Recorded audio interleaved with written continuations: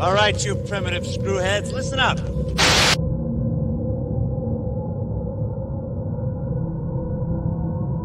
There are certain rules that one must abide by in order to successfully survive a horror movie. Yippee-ki-yay, mother...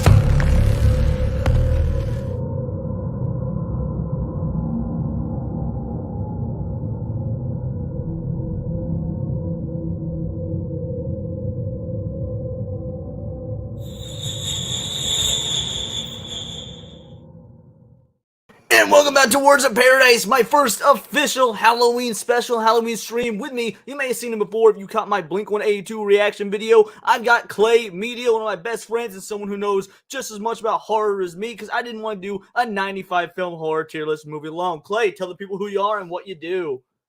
Just Clay Media. Don't do much except watch horror movies, listen to Blink-182. And so let's get this list going. Perfect. Before that, we're going to shout out the chat, then we'll get the tier list going. General Vague, nice to see you. I also love tier lists. And like I said before, no, Son of the Mask is not on this. Although we did debate putting Taken on the list for one specific reason. You want to let the people know why? All right, so hear me out. Taken, not necessarily a horror movie, except for the whole, being kidnapped shit. Imagine if you were the bad guy in that movie and Liam Neeson was coming for you. That immediately makes you the bad guy. We genuinely thought we might put Taken on the list just because, like, from the point of view of the bad guy, it's absolutely a horror film.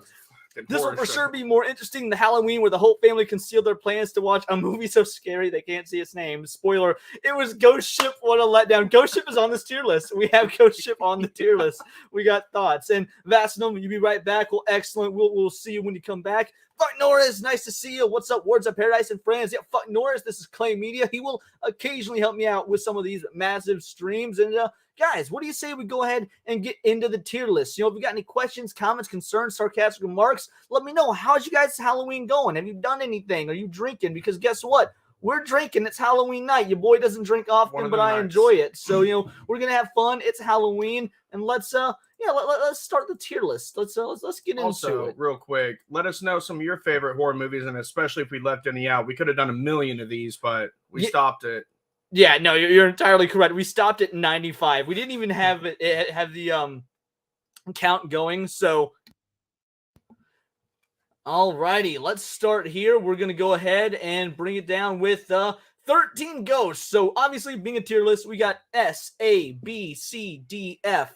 And there's a lot of these to go through, everybody. So we're going to start with 13 Ghosts. 13 Ghosts is an absolute classic. I'm going to need you guys' opinions. T-Rex, nice to see you. Interested to hear your take on these iconic films. I'm going to come in with some hot takes. Your boy has some of the hottest of takes. I bought myself a cheesecake and some cupcakes for Halloween. That's what's up. All right. Yeah, that's so much better than just going and getting like a bite-sized Reese's. Like, no, cheesecake, that's where it's at. I don't know if you saw on Instagram or Twitter, X. But yeah, I posted what I made for our carnivore dinner, and let me tell you, it was one hell of a meal. We ate some Mongolian death worms. Yeah. This being ranked by how scary or how good it is. That's an excellent question. In my opinion, I'm doing this by how good of a film it is, just because I'm gonna be real. It's very difficult to scare me with horror movies because I grew up playing horror video games. I was playing Resident Evil at like 4 years old. Horror games can still get to me because you're in control, but very rarely have movies ever scared me.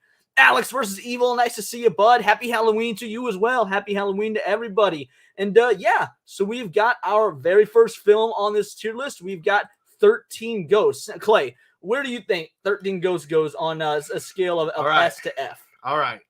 This is just me. 13 Ghosts, I believe, I'm not incorrect with this one, but it was one of the first pairs of boobs I got to see on a movie. It's fucking S rank, man. Really, because of that. You and I are so. I don't even. Are there tits in that movie? Yeah, the what the fuck was her name? The Jackal was cool as hell, but the beauty, the fucking one that had.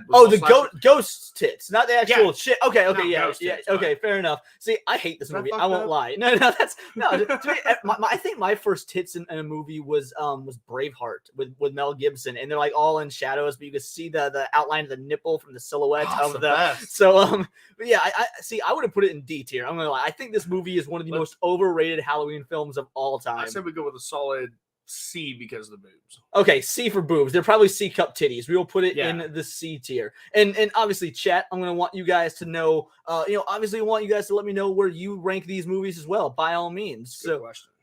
It's being ranked by how good it is. I don't know, by the way, if I just clarify that or not, how good the movie is. I personally don't think 13 Ghosts is a very good movie, but Tits and Tony Shalhoub are pretty great. Solid C tier. Tits on Tony Shalhoub would be S tier. Jason Voorhees was my hero as a kid. See, being from Texas, though, I'd assume Leatherface would have been your hero, Vassenum. You haven't seen it, to be honest. Let me tell you, you're not missing much, Alex. Like, as much as everyone talks the movie up, you're not missing much. Yeah, I found that out tonight. I did not know this was a remake until doing the research for this tier list tonight. So, yeah, thank you, fuck Norris.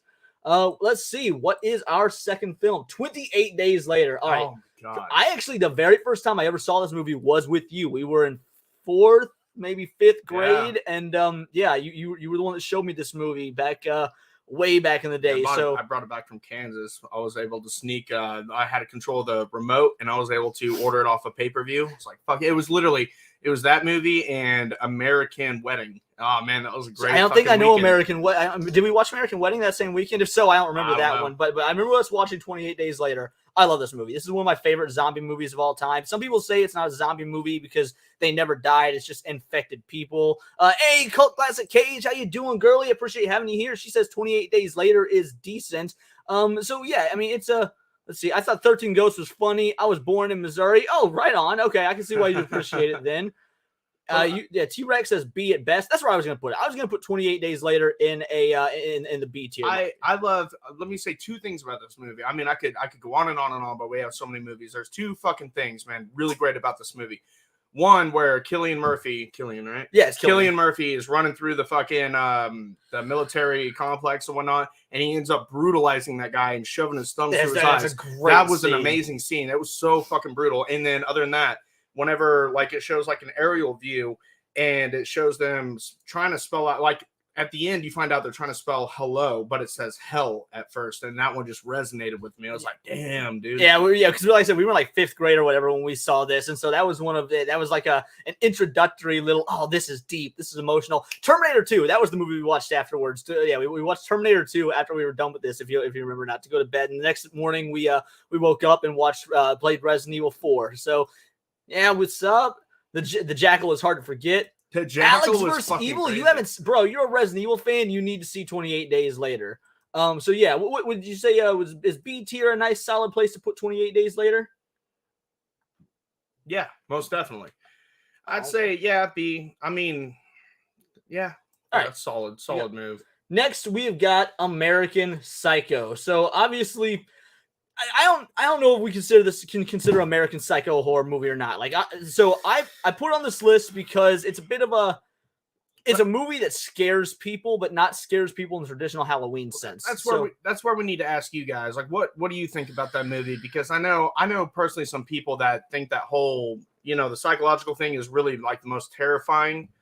Like how people can like mold into that, the whole original psychopath and shit like that. Which Psycho is on this list, and I would consider Psycho a horror film, right? But right. American Psycho, maybe it's just because it's so modern. I find the whole like, what's his name? General Vague says whenever I see someone with a Patrick Bateman profile pic, I run the other way. It counts. Yeah, that's Cult Classic Cage is more of a thriller than horror. A Sigma male movie, so we're getting some mixed opinions here. Right. That stupid fucking Luke does whatever the fuck he does. Oh yeah. My god, I run the other way too. So I don't know. Where would you put American Psycho there, Chlamydia? Shit. He says I thought it was hilarious, but I laughed through it and The Exorcist. I think I forgot to put The Exorcist on this list. Holy shit. No. I think you made sure. Did I? Yeah, okay. I'm sure. Well, yeah, we'll get to it. If not, I'll tell you where it goes at the end. I would say, what's our list again? I'd say C, or not C, but fucking, what did you say, D? Yeah, I mean, look, this is a. It's hard because I laugh at it because fucking Christian Bale fucking sitting there like banging that chick, fucking flexing in the mirror. How can that be? I mean, scary in its own way, but it's just so fucking funny. Is it weird? I imagine that's what Donald Trump does when he fucking bangs chicks. No, he's sitting there combing his fucking hair or whatever the fuck it is. I imagine he's so self-obsessed that he would rather watch himself fuck some people. But yeah, no, I think like it's a good movie, but it's not a good horror movie in my opinion. Even if that's the route they were trying to go with horror, because Cass says it's more of a thriller. I agree. That's one of the few gags that we have on here. Plastic covering furniture, red flag. Yeah, let's go ahead. Let's put it in the C tier, and it's got room to grow. I say D. You say D? I say Yeah, D, we can go man. D. I think people would agree. D. All right. Next movie is Basket Case. Now, Clay Media, have you seen Basket Case? Because I put this on here for me. I got not much to say. I honestly don't think I've seen it. If I have, I was so young. Basket Case is an old guerrilla 80s film. When I say guerrilla, it's not like about guerrilla. It's like the filmmaking style is guerrilla filmmaking. They didn't get permits for half the shots, real low budget, but it's about this dude who is just kind of a normal everyday guy, but he carries this basket everywhere and he talks to it. But other than that, he's relatively normal. And you kind of find out what's in the basket is his mutated twin brother that was attached to him at birth. They just cut off and he keeps it in a basket and like feeds it burgers and shit. And it's called Basket Case because he has to keep, people keep dying because he's trying to feed his brother. But it's such a cheesy. It's A-list for me. That's fucking wicked. Fuck Norris. Yeah, Fuck Norris. It's a cult classic for me. I'm right there with you. It is literally. And plus the fact, like, I love the idea of the whole rebel fucking fuck what it like. What do you say? The guerrilla tactic. Filming. Yeah. I think that too. The scene where he calmly talking about a CD before asking someone got me. Yup, back to American Psycho. Basket Case is great. It is arguably my favorite, like, very obvious B tier 80s movie, aside from Evil Dead. So yeah, I will happily put Basket Case in the A tier. 30 Days of Night. 30 Days of Night for me, it's hard to find good vampire stuff in my opinion. I think 30 Days of Night it's kind of an average movie, but it's a good vampire movie. It's great concept. Like, really concept. You know what I heard about that movie? My buddy of mine from high school. I never really did the homework in it. I don't know if it's true, but I feel like it's true. But because I feel like I've heard it other places. They fucking filmed that whole fucking thing in a warehouse, which is pretty crazy to me. Yeah. If they, because I mean, that's if one of y'all should look that up and let me know if it's legit. But I heard they filmed it in a fucking warehouse, and if that's the case, that's impressive. I appreciate the Green Day reference there, Alex vs. Evil. You might not have seen the movie, but you referenced Green Day from back when they were good, so I can appreciate that. Yeah, 30 Days of Night, I think it's like a C for regular movies, but for a vampire horror movie, it's like a B. You know, it's up there with like, I don't know, Daybreakers is pretty good, but Daybreakers isn't really horror. Obviously, The Lost Boys, which I didn't put on this list because my opinions on that will get people mad at me. I haven't seen it, so I know everyone else is gonna be like, "What?" So yeah, I would put 30 Days of Night in the B tier. What do you think? I'd agree. Yeah. All right. Perfect. We got 30 Days of Night.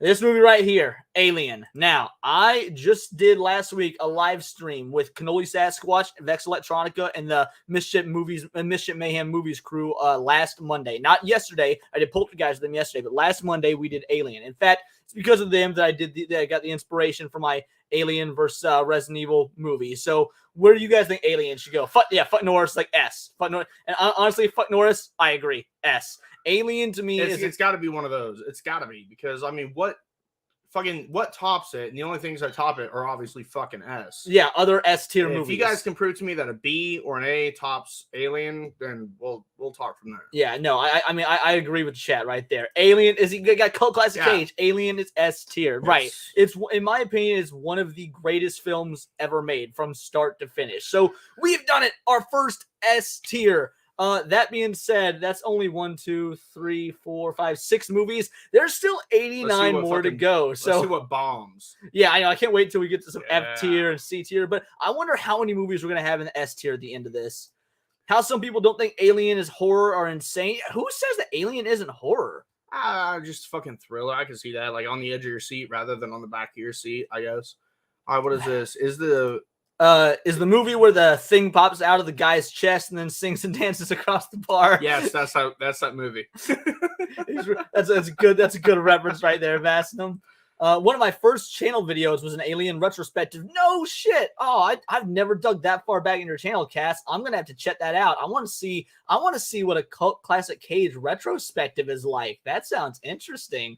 She's probably gonna be like, "Oh, don't watch it. It's bad." You know, she said shit like that to me before. But no, I want to check that out. That's awesome, Cass. It sounds like your favorite fucking ice cream. And anytime someone asks about it, you're like, "No, you don't want any part of this. Just leave it alone." Yeah, that's how people who like fucking eat Rocky Road talk. All right, what is the next film? We got Dark Skies. All right, so has anyone in the chat seen Dark Skies out of curiosity? I'm going to give you a moment for you guys to answer while we talk a little bit about it, because you showed me this movie literally like 3 or 4 months ago. What's up, Leon? If this list is anything like your anime list, I think we'll cease being friends after this. Well, I mean, you take a look for yourself. We got 28 Days Later and 30 Days a Night in the B tier. Alien is S. Basket Case is A. 13 Ghosts is C. And American Psycho as a horror film in the D tier. So we got 95 films to cover. Hypno, I'm sure you and I will agree more than we disagree. And if we disagree more, that's why you have me on SNH, you know, as your token liberal to disagree with people. No, okay, so Alex vs. Evil has never seen anything. He only watches fucking anime, so of course he's never seen Dark Skies. Well, there's a few on here for that. Yeah, there's at least one anime film on here. That's true. Vastum says, sounds familiar. The retrospective is good. The quality is bad. To be fair, that's how I feel about my Resident Evil review, Cass. And the video itself is a great video, but my God, it sounds like I'm talking through a trash can because before I got my semi-decent mic. So Dark Skies is a darker version of Signs. Like, imagine Signs by M. Night Shyamalan, but it goes even further into the dark nature of shit. Don't give the spoiler or anything away, but yeah, you can tell folks about this movie since you showed it to me. I'll give you, I'm trying to avoid spoilers here. It's like, imagine just the idea of if your family was being visited and the whole alien thing and how much that would actually like start like divide the family if only one person started to know, like to be able to convince your loved ones and everything, and let alone your neighborhood or anything like that. So it really drives a stake in relationships, and it's I'll leave it at that. I'll digress at that one. So I'm gonna ask you this because Signs is also on this list. Signs, in my opinion, is a horror movie. This is as well. The one is gonna have to be better than the other. Now, I think that this movie is a better horror movie than Signs, but I think that Signs is a better movie overall in terms of the way it's made. So where would Dark Skies go on this list? Because wherever it goes, in my opinion, Signs is either going to be above it or below it, depending on our criteria. Our criteria is ranking them as good horror movies. Well, personal bias, I'd say, okay, so I'm not talking about Signs, I'd say B, honestly. Because I love this fucking movie, and I love the psychological shit that it does. I'd say B. I think B tier is completely fair for this film. And next we got Disturbia. I'm gonna let you take the reins on Disturbia because I've only seen it once. It was when you and I saw it together in like 7th grade or something. I remember liking it, but I don't remember a whole lot about it other than it was the thing that taught me Shia LaBeouf could act, because I actually did not like Shia LaBeouf until this movie. Except for Holes. Holes is the shit. I love Holes, but I don't love Holes because of Shia LaBeouf. In this movie, I actually genuinely like Shia LaBeouf. Yeah, I wouldn't have bad. I'm just fucking with you, Alex. Yeah, I'm just fucking with you, bud. Let's see. We just going ahead and ranking this one. Well, yeah. I mean, tell people your experience with Disturbia or why you give it a rating. So, let's see. So the whole kind of goes back to the whole idea of trying to convince people that you're not fucking crazy, you know, while he's like looking through the binoculars. Yeah, you got a very specific genre when it comes to the type of stuff you enjoy. It's just like I have a phobia personally of like you and I have that pack. Like if we walk out on the deck and we see a UFO, we have a certain like, dude, you got to get out here now, and like, you know, God damn it, sure that Alex is Leon loves Holes. Thank you, buddy. Appreciate you. So I'm sure your anime tastes are better than Leon's. Just wait till you see the anime that's on this tier list. So I'd say hell would probably be like a D. You think Disturbia is going to be all right? I can agree. Like as a horror film, I think Disturbia should also go into a D. D for Disturbia. Because it didn't but I love it because it didn't focus on horror, but there was those aspects. Right. Now, Deadly Silence. This one is going to be Dead Silence. A contentious. Yeah, Deadly Silence is the name of a Resident Evil game. General Vegas' Disturbia was kind of funny. Fair enough. Right. Like that's. Yeah. No. I forget why. Because you've got to convince yourself to try and take Shia LaBeouf seriously. Because it's Shia LaBeouf and he might die. So ha ha ha. It's gonna be great either way. But yeah, Dead Silence.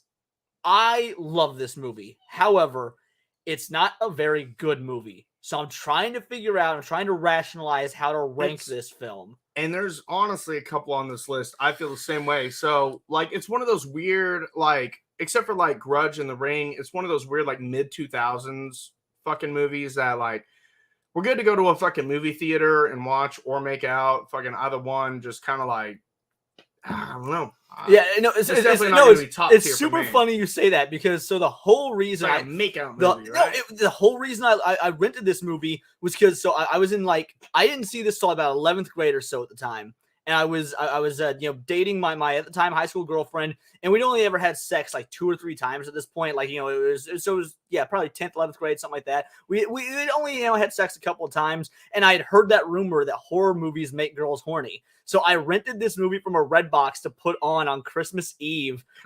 We went to Applebee's and then put this movie on, and lo and behold, it worked. We started having sex during this movie. So I had to rewatch it later to actually pay attention to the film. So I've got good memories of this movie purely because it was only like my 4th or 5th time ever getting laid while watching it. The ultimate aphrodisiac is fucking adrenaline, period.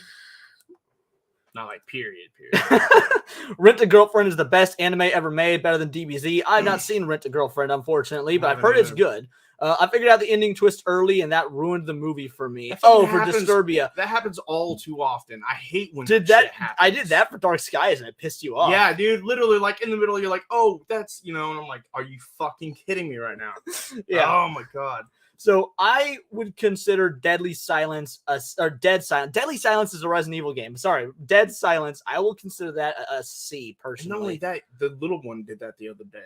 Yeah, God, made me mad. So what do you think? Is C for Dead Silence fair? No. D. You think D? All right, I'll drop it as low as D. That's fine by me. D for Dead Silence. Dude, think about the list that we had. That's a D. That's true. Considering this is massive list. Okay. You and I might disagree. So the Blair Witch Project. Chat, I'm going to need you to back me up on this one and let Clay Media know he's wrong. The Blair Witch Project. A fucking F. Fuck this movie. This is an F. Hold up. Now, imagine if, what was it, 1999? Imagine if you were in the theaters, 99. Dude, I've read so many fucking things. I've known so many people around that. Like, I wished I was around, like, a little bit older in 99. I've been around since 94, but I wish I was a little bit older so I could have experienced that. Because I heard so many stories about people walking out, freaking out, thinking it's real. It was a first found footage film like they've ever done. So that's iconic as fuck. Think about so I would say no fucking F. I mean, it's dumb looking back at it now, but the lore behind it, I love the whole like mysterious lore kind of fucking thing. See, I had a similar experience to that though. So I saw this movie in about 2002, 2003, somewhere around there. I was definitely still young enough to believe in this sort of thing. And someone I was friends with in school, in elementary school, believed it was real. And when he was telling me about it, he had me convinced it was real. So when I watched this movie, imagine that, the masses. Yeah, no. So when I saw this movie in like 2002 or so, I went to watch it thinking, wow, this is real stuff. And all I saw were people panting in the woods and going crazy. I was expecting actual witch footage. I was expecting to see real witches on a found footage, and I didn't get that. So fuck this movie. You gotta give it up for that girl snotting and fucking spitting like. Yeah, the performances are good. The performances in this are good. They're fucking terrible, but that one was funny. Norris says it's an A. So where do you? All right, where do you guys stand at? I'd say C. It's so fucking iconic. It's incredibly iconic, and the thing is, like, when you let's see, I've seen the remake, not the OG. There was a remake. Yeah, it was fucking weird. It was more of a horror than what, like, I don't want to spoil anything. It was I'd give it a watch if I was you. Vasum says, I thought Blair Witch Project was boring.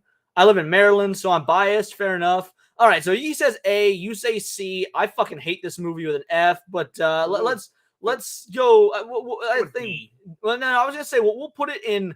Because you're right, the cultural effect of this movie can't really be ignored. I mean, I love Cloverfield. There's a few movies on our list that fucking was strictly because Jojo Taylor, nice to see you. How you doing, bud? But there's movies on our list that, like, just the effect, the ripple wave that it had, where people kind of like Cloverfield. And that's what I was about to say. I love Cloverfield. Cloverfield is one of my favorite kaiju movies, and that movie might not exist if not for Blair Witch. So I'd say a B is fair. Because of the cultural effect. I'll agree with that one. All right. We'll put Blair Witch in the B tier. Drag Me to Hell. All right. We were just talking about biases. I'm biased as fuck. Sam Raimi is my favorite director. Sam Raimi's the shit. I would give Drag Me to Hell an A. However, in my heart of hearts, I know it's probably not an A. So let me know about what you think about Drag Me to Hell. We'll hear what the chat has to say about Drag Me to Hell, and we'll go from there. Afterwards, I do want to say something about this movie before we officially rank it. All I have to say is the movie is as far as scary, but the grossness fucking such a gross out movie. Creeps me the fuck out more than anything. Like I have a hard time. Ed and Eddie of horror movies. I have a hard time with mucus and with fucking like worms, like worms and bugs, dude. Like that's my like, fuck all that. So I don't know. As far as like, Fuck Norris says solid B on Drag Me to Hell. I wouldn't disagree. Yeah, so I'm cool putting Drag Me to Hell in a B. I say A because, for one, again, I'm a Sam Raimi fan. I love what he does with the effects in this movie are so fun. They are gross out effects, but they're fun effects. The main character, she is an unlikable bitch, and so when you get to the end, and she doesn't win, she doesn't figure out a way out of the curse. She goes that right there knocks it up a notch in my book. Exactly. That's fucking great. And also, I love. Plus, I like Justin Long. I love a not happy ending. Yeah, I want every movie to have a depressing ending, but every now and again you get that bad ending, like in a video game, but you get it in a movie. I'm like, all right, and you're like, they didn't win. All right, cool. All right, so Drive Me to Hell, we'll put that in the B tier. Eraserhead. Now, I have not seen Eraserhead. I put it on this list because it's a classic, and you've seen it. I own the Criterion Collection version of Eraserhead. I just haven't watched it yet. Okay, so hear me out, guys. So Eraserhead was fucking done in like 40s, 50s, or something like that. I think it was 67. Anyway, let me check. Anywho, fucking like whoever who's 77, not 67. Sorry. Whoever has seen it, like it looks like it's all black and white, and it's the most weird, fucked up kind of. You don't even know what you're watching. What's up, I-Man? Nice to see you. I appreciate you dropping by. We are ranking horror movies. I can't wait to hear your opinion. And then, I mean, as a black man, I'm sure you'll have a pretty different opinion because your kind always dies first in the movies. But, I still can't wait to hear what you have to say, I-Man. Cannoli Sasquatch, nice to see you. You're probably not going to get a lot of Italian representation in the horror movies, but, we'll see. He says, What's yo, up, sexies? You haven't, yeah, so... Yeah, Eraserhead. We're talking Eraserhead, which again I own. I haven't watched yet. Yeah, I'm glad you found that funny, my man. So yeah, you'll have to let me know your thoughts. I'll let you take the reins on Eraserhead. All right. So, anyways, all I gotta say is like whoever the fuck has seen it, you guys know what I'm talking about. It's the whole time you're watching it, you're like, what the fuck is this? Every scene, and then the part where I can't give spoilers, but I guess I'll leave it at that. You guys know what the fuck I'm saying. It's just it's an unnerving film more than there's no jump scares. It leaves you thinking about it for fucking days. It leaves you petrified, not terrified. Well, it is a movie that to this day still holds cultural relevance. People know what Eraserhead is. So where would you rate it? And then anyone in the chat that's seen it, where would you guys put Eraserhead? Because, I mean, we gave Blair Witch a B because of its cultural significance? In my opinion, from how unnerving this film was for me, I'd say A. I really would. Okay. Based on what I know of it, I think A is fair. It left me thinking about it for quite a while. All right. I still think about it. All right. Eraserhead goes into the A tier. This movie I have not seen. You're going to have to explain to people what this movie is. Maybe they've seen it, maybe they've not. This is As Above, So Below, right? As Above, So Below. Let me know who's seen this one and what you guys think about it. And in the meantime, Alex says my hairline is the scariest thing I've ever seen. Send me a picture of that. Just wear. That's why you wear beanies all the time, just like Tim Pool. Just get your Tim Pool on, wear a beanie, you'll be good. All right, back to As Above, So Below. So, anyways, it's basically someone trying to find the legitimate Philosopher's Stone, the Stone of Nicholas Flamel. See, Alex versus Evil, you're an anime fan. You should understand the Philosopher's Stone, Full Metal Alchemist. You get it. Continue. So they actually go looking for the physical fucking stone, and they find themselves. There's like several clues, and it's really, really good. And they have a team, and they the whole movie is great. Like they go looking for the stone, and they end up having to go through a circle of hell for it, and it's like these people's what they've done the worst. Like so this movie uses Catholicism as its base. Dude, it's all. Are there any 12-year-old boys that are raped in this movie? No, but there are dark tunnels. A lot of dark tunnels. Okay, I could see how that'd be similar to a 12-year-old boy's asshole. All right, so where would you? I've seen. Hold on, Jojo Taylor says I've seen As Above, So Below. It is definitely scary if you have claustrophobia. Yeah. Interesting. Yeah, okay, so it's a very claustrophobic film. I'd say A, honestly. I would put it at S, but I'm saving that for like the okay. Well, you need to show me. You need to show me As Above, So Below. Then. So yeah, I'll take your word for it, and we'll put As Above, So Below in the A tier. Carrie, Stephen King's Carrie. I am gonna hot fucking take here. Hot take from your boy Leon. Carrie is D tier. No one remembers dick about this movie aside from the ending. And if the ending is the only thing people remember, it's probably not that good of a movie.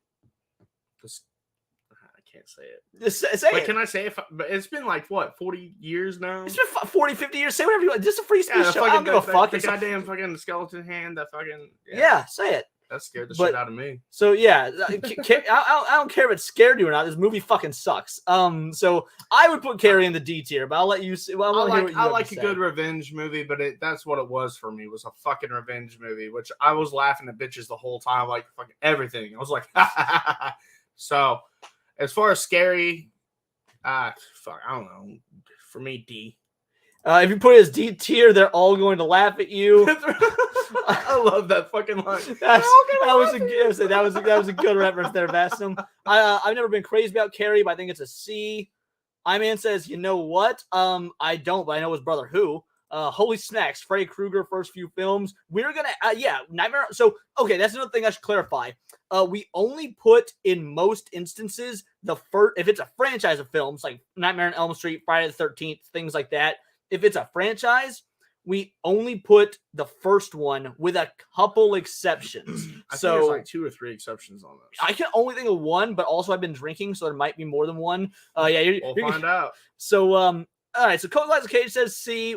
I mean, do you agree with her? Do you think it's more of a C, or because I said D, but it's Cage talking. Yeah, I mean, Final Destination. Yeah, we do have a Final Destination film on this tier list. Yep, we do. We got it.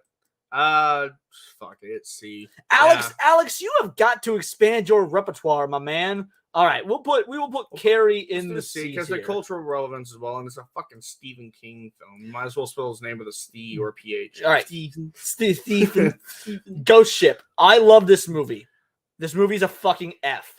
For the same reason as, remember how I said everything about Carrie? All you remember is the fucking end. Ghost Ship is the opposite. People only remember the first scene. People remember the opening scene with the wire cutting through everybody. And it's a badass scene. It's an amazing scene. And the rest of the movie is fun. But no one remembers the only things you remember about this movie are the opening, and then some people will remember, oh yeah, Carl Urban, the guy that plays Billy Butcher. That's right, he's in it. Like, you see, you didn't even remember that, did you? He's one of the main stars, is Billy fucking Butcher. So I gotta rewatch this fucking.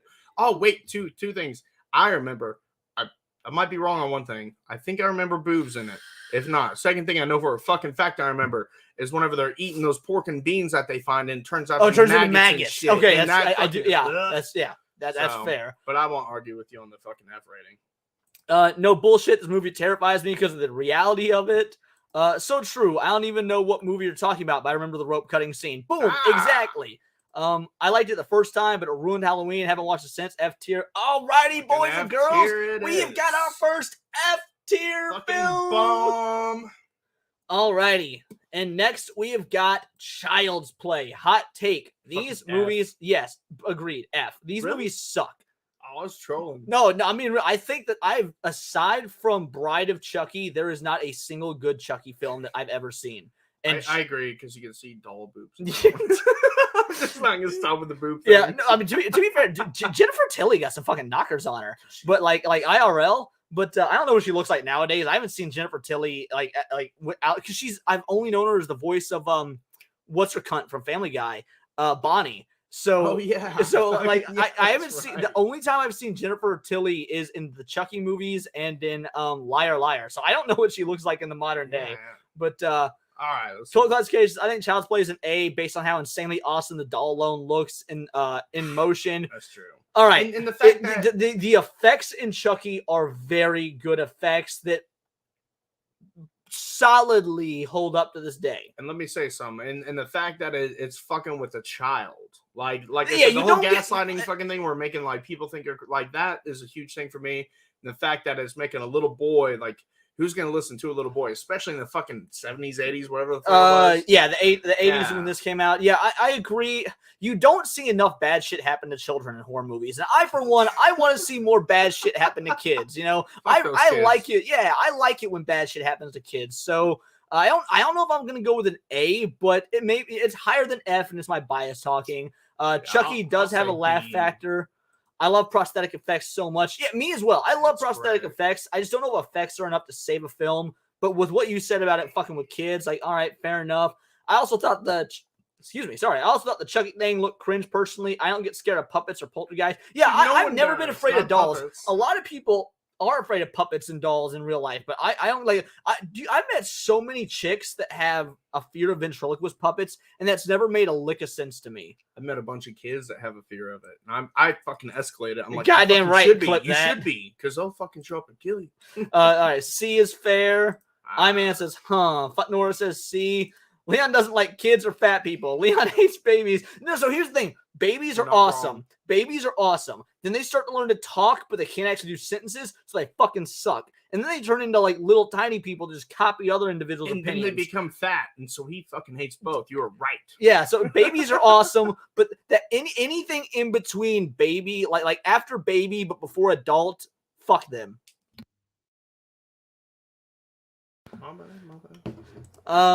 Wait, what? All right, so yeah, we're gonna put Child's Play in the C tier.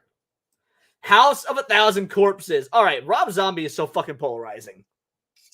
I love Rob Zombie films. I like his Halloween films. I like Halloween. I like his Halloween films. I like House of 1,000 Corpses. I like The Devil's Rejects. You like the Halloween? Yeah, I like the Rob Zombie's Halloween. It's not near as good as because it was brutal. It was really brutal, but I think the newer one was even more brutal. See, I like the Halloween. I like the Rob Zombie Halloween movies more than the 2 sequels to the newer Halloweens. I like House of 1,000 Corpses. I would say, hey, I think this is his best movie. That movie freaked me the fuck out. It had me on the edge of my seat, my heart fucking racing the whole time. It was like impending doom the whole fucking time. Just everything about it. Yeah, I'd say. Yeah, at least honestly, I'd. Cool classifications. I love Karen Black. I love Michael Ian Black. No, I don't. Fuck Michael Ian Black. I like Jack Black. Janice Lander says, yeah, Jack Black is great. I'm writing a horror story about a grandma who moves in with 2 grandsons. They're mentally ill. Grandma proves what she can do with a cane and a bag full of pills. Fucking Christ. All right, then have fun with that. I'm writing a horror film. I'm not even joking, by the way. So some of you guys, I've told some of you guys this in the past. I don't even know. I love writing screenplays in my downtime. I have never once gotten anything published in terms of them. I've never even tried to get one of my screenplays, sent to Hollywood or anything. But I am writing a screenplay called My Neighbor is a Fun Guy, FUN space GUI. And it's about this dude who moves to an apartment and, he meets his neighbor, and his neighbor is like super cool. And it turns out, they have fun. They're playing video games. They're hanging out. And then one night he brings his neighbor over because he got some psilocybin. He got some magic mushrooms, and he's eating these mushrooms and offering them to his neighbor. His neighbor all of a sudden gets real weird and no, and like storms off. So he's like, oh fuck, my neighbor doesn't like drugs. No, it turns out that his neighbor is actually a mushroom monster in disguise. So my neighbor's a fun guy, FUNGI, but fun guy. And it's about him having to survive his psycho neighbor that's actually a mushroom monster trying to kill him, all because he tried to do magic mushrooms in his presence. So yeah, that's a horror film script that I've been working on. That sounds like my Tuesday night.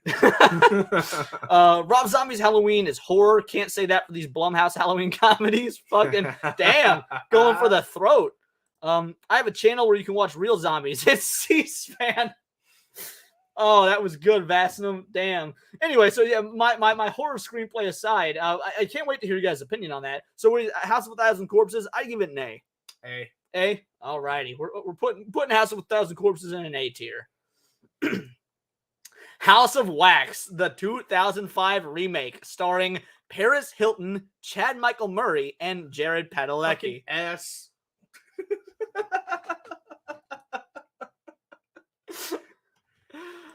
Alice Retivo says, I'd watch it. Oh, that is, considering you haven't seen almost any of these movies going forward, that means a lot to me.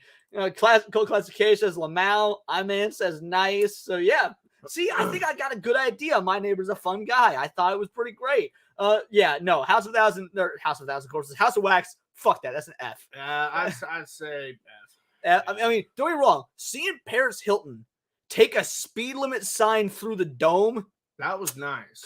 Great kill. Great kill. But we didn't even have to pay for the sex tape, but we had to pay for fucking that. So yeah. She makes a sex tape in that movie, and it's not near as good as the one she made in real life. Just throwing that out there. That's not good. That's also an F. So yeah. House of Wax. We put this on here for the lulz. We knew it was a fucking F. I'm blanking on the name of this movie. It's driving me. I Know What You Did Last Summer. Oh, I Know What You Did Last Summer. This movie is a 90s staple. It's a classic. It's one that has a lot of good memories behind it, but I also don't find it to be all that rewatchable. I haven't seen it in years, and I really have no inkling to go back to it as opposed to other horror movies from this era. I don't like this movie. Okay, fair enough. So you don't like it. I don't find it memorable. So for me, I'd say D tier. I liked a few bits of I Know What You Did Last Summer. Yeah, see, and that's the thing. There's a few bits. Exactly. It was good. It was a good movie as a kid. And that's how I'm feeling about it. Like, I enjoyed when you're young and you watch this movie, it makes you feel grown up. You're watching one of those movies that like, oh, this is only for the adults. But as an adult, when you watch it, it's just not that great. Like, I'm gonna be real. I don't have any inkling to watch this again. I'd put it in D. Yeah, I don't remember that movie though. That was good, man. That was good. So we settling on D tier for this? For that one? Yeah. If that's what you want, I say F. You say F? Fuck it. I'll go with the F tier. All right. Donnie Darko. Before we place, okay, yes, I agree. Fuck Norris. Jennifer Love Hewitt is a goddess. I absolutely agree. Jennifer Love Hewitt is a goddess. Also, I've got to refresh this. No, it should be fine. Yeah, Cannoli says F. Yeah, F. Fair enough. Give me one moment. Let me refresh this. I'll be right back with you guys because my StreamYard is giving me a problem.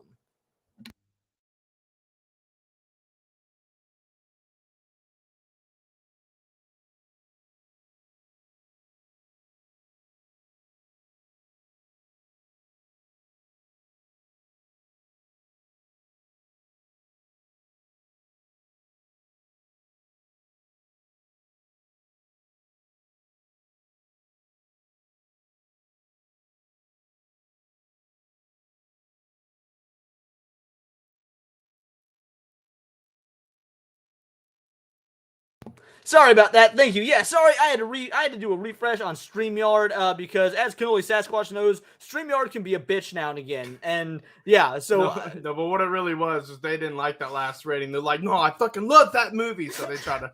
Yeah. That's right. The man tried to shut us down because of our opinions on I Know What You Did Last Summer. So Donnie Darko is next, and Alex vs. Evil says I've seen Donnie Darko, but you know what I've noticed? He didn't say, I like Donnie Darko. He just says he's seen it. And the reason why, fuck this movie. This movie is for hipsters in 2012 that were like, oh, I'm going to college to be a writer. I'm so deep and I eat avocado toast. And the greatest movie of all time is Donnie Darko. Fuck those bullshit ass hipsters. I hate this movie. It's not good. It's not deep. It's just fucking pretentious. And I don't even know if it's really a horror movie. I just wanted to throw a fit about it. So it's on here. Shocking. StreamYard sucks sometimes. Yeah, exactly. Thank you. Yeah, good. Yeah, I'm glad that we're good now. I technically watched Donnie Darko, but I was with my girlfriend, so didn't see much. See, yeah, that's how I was with Dead Silence. That's why I had to rewatch it. Never seen Donnie Darko. Cass, you are not missing a damn thing. It's one of those ones where you watch it and attempt to watch it, and then you see it 5 years later, and you're like, huh. I'm putting Donnie Darko in F. I'm gonna be real. Like I fucking hate this movie. D for Donnie. Okay, we'll go D for Donnie. Insidious. Insidious is considered a modern day classic. I like Insidious, but I don't know if I agree. Okay, it's overrated. When I say overrated is people think when you say something's overrated, that means you think it's bad. No. I don't think it's bad. I just think it gets more praise than it deserves. To me, it's a perfectly fine movie, but not good. It's looked at too much. Yeah, exactly. So I think that, something like Insidious would go in B. I'll say B. But everybody talks about it like it's a fucking S. It fucking freaked me out. Whenever I was the age that I watched it, I can't remember how old I was, but I remember when it came out. Oh, we were in high school when this movie came out. Yeah, so it still freaked me out. Oh, fair enough. Something. So But it was all the fucking James Wan instrumentals, the fucking screechy fucking the nightmare machine that he uses and the screechy fucking strings and whatnot. Did you know James Wan did Aquaman? I didn't know if you knew that because I know you're a horror guy. You're like, because you brought up James Wan. That's a fucking scary movie, I guess. Yeah, I'm gonna be doing that on Cannoli Sasquatch's channel sometime in December, and I fucking hate my life. So he says C. Fuck Norris says B. I'm inclined to agree with this movie being a B. I'm going B, And guys. I'm right there with Cult Classic Cage. I want my horror movies to look crusty. Big facts. So yeah, I think B is acceptable. Here we go. All right, It. So It is I didn't want to put two different It pictures on this tier list just to clutter things up. So when we do It, I'm counting chapters 1 and 2 as just one whole thing. So, which is great because I won't lie, for the most part, I really liked It Part 1, and for the most part, I fucking hate Part 2 until the end. Like the last 30-40 minutes of It Part 2 are great. The build up to that last 30-40 minutes is just, it feels like playing a fucking video game with nothing but fetch quests. That whole movie's great. I know you love the new It movies. So you say, Alex Receivall movie. He's seen the It movies. Right. So, but that said, I do genuinely like the first modern It film. So we're ranking these as a collective. I think somewhere between C and B. But what do you think? Either way, it's better. It's better than the fucking 90s miniseries. Fucking B. Well, I don't know because I was such a young kid, so that's biased. But like this one, fucking B.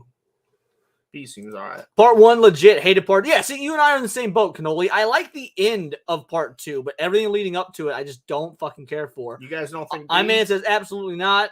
You saying it should be higher or it should be lower?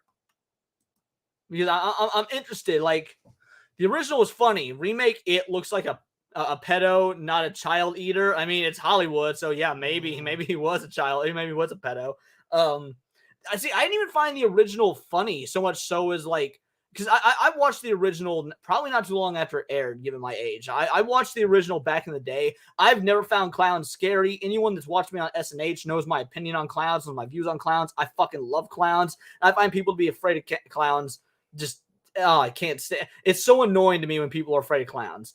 Yes, I will agree, though. The casting was great. I agree the casting was great. I'm saying I'm not watching. Okay, fair enough.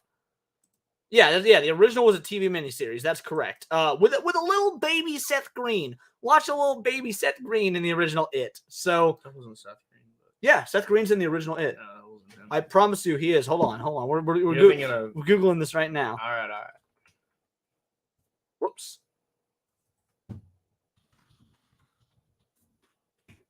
All right, so we're going to go Seth Green, actor, and we're going to go to show more. Okay. Or here, it'll just be easier to go to Wikipedia, right? You're his gonna IMDb. hate me so much for this, but it was not Seth Green. Yeah, dude, a young Seth Green was in It. I promise. Okay. So credits as an actor. I might be wrong. Let's. Yeah. No, you're wrong. Actor, fucking. All right. Is this sorted by year? I hope it's sorted by year because this was ages ago. Here's a Rocky Horror Show live stream theater. Interesting. Scroll all the way down to the fucking 90s. Here we go.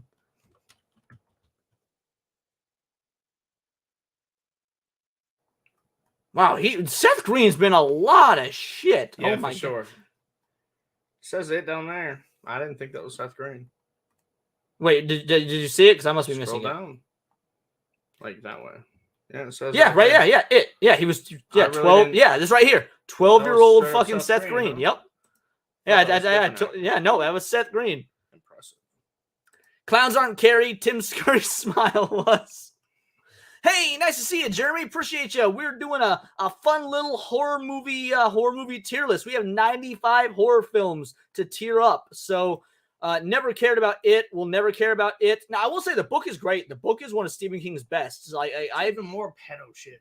Yeah, that's true.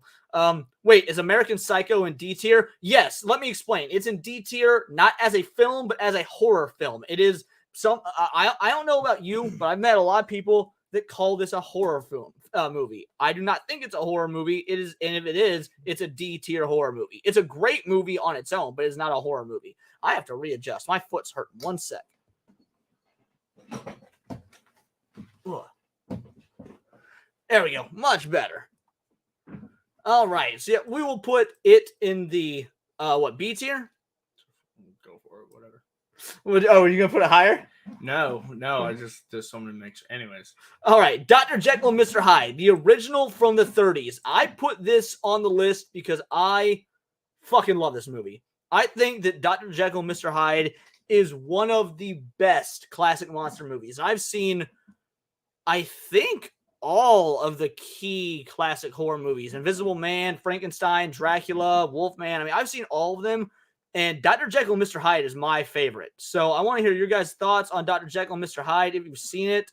Leon, if your car broke down, would you be more afraid of a machete-wielding clown or a machete-wielding thug? A thug, easily. A machete-wielding clown would be funny, at least until it cuts my head off or something. Why can't a clown be a thug, though? What if it was a thug? ICP? Yeah. What are their fucking fans called? Fucking, I hope the mic didn't pick that up. We can't say that word on YouTube. Oh shit. I meant Juggalo. Juggalo. Juggalos are scary, but juggalos aren't clowns in the traditional sense. They're clowns in the like I can't believe they exist kind of sense. I assume the clown was doing it, but let's see. On the road, his foot was uncomfortable in Carrie's butt. I must have missed something. What? Never seen it. At 1 a.m. Oh, to be fair, at 1 a.m. almost anything is scary. Like I don't think that's a fair comparison. Y'all putting me to some classics and sleepers I miss. Hell yeah, that's what I like to hear. Come on, Leon, smarten up. All right, point is, Dr. Jekyll and Mr. Hyde is getting an S tier, and I don't care what anyone says because it's my show. So, Dr. Jekyll and Mr. Hyde. Dr. Sleep. He says the same thing about Brokeback Mountain. So this is one of the sequels we put on the list, Dr. Sleep. And the reason we put this on here, you can watch Dr. Sleep having never seen The Shining, and you will still get the full story. It stands independently of The Shining, in my opinion. They're both such separate stories. I prefer Dr. Sleep because it was more of like a villainous, like, you know, good Trump villain, evil, that whole fucking thing. But such a perfect fucking duo together. Yeah, hot take. I also like Dr. Sleep better than the film adaptation of The Shining. I like The Shining. I do. I really do like The Shining. However, I like Dr. Sleep better because I think the overall story of Dr. Sleep is a better story than The Shining, in my opinion. So, hey, Miss Sassy Sasquatch, we got Mama Sasquatch in the house. Nice to see you. I appreciate you for showing up. Dr. Sleep was S tier for story. Big facts. I agree. Hardcore, Vasnum. A movie you've seen. Nice. Also, you like ICP. And I can't knock ICP too. I like some ICP songs. I can't even front. All right. So Dr. Sleep, where are you putting Dr. Sleep? Dr. Sleep? Fuck.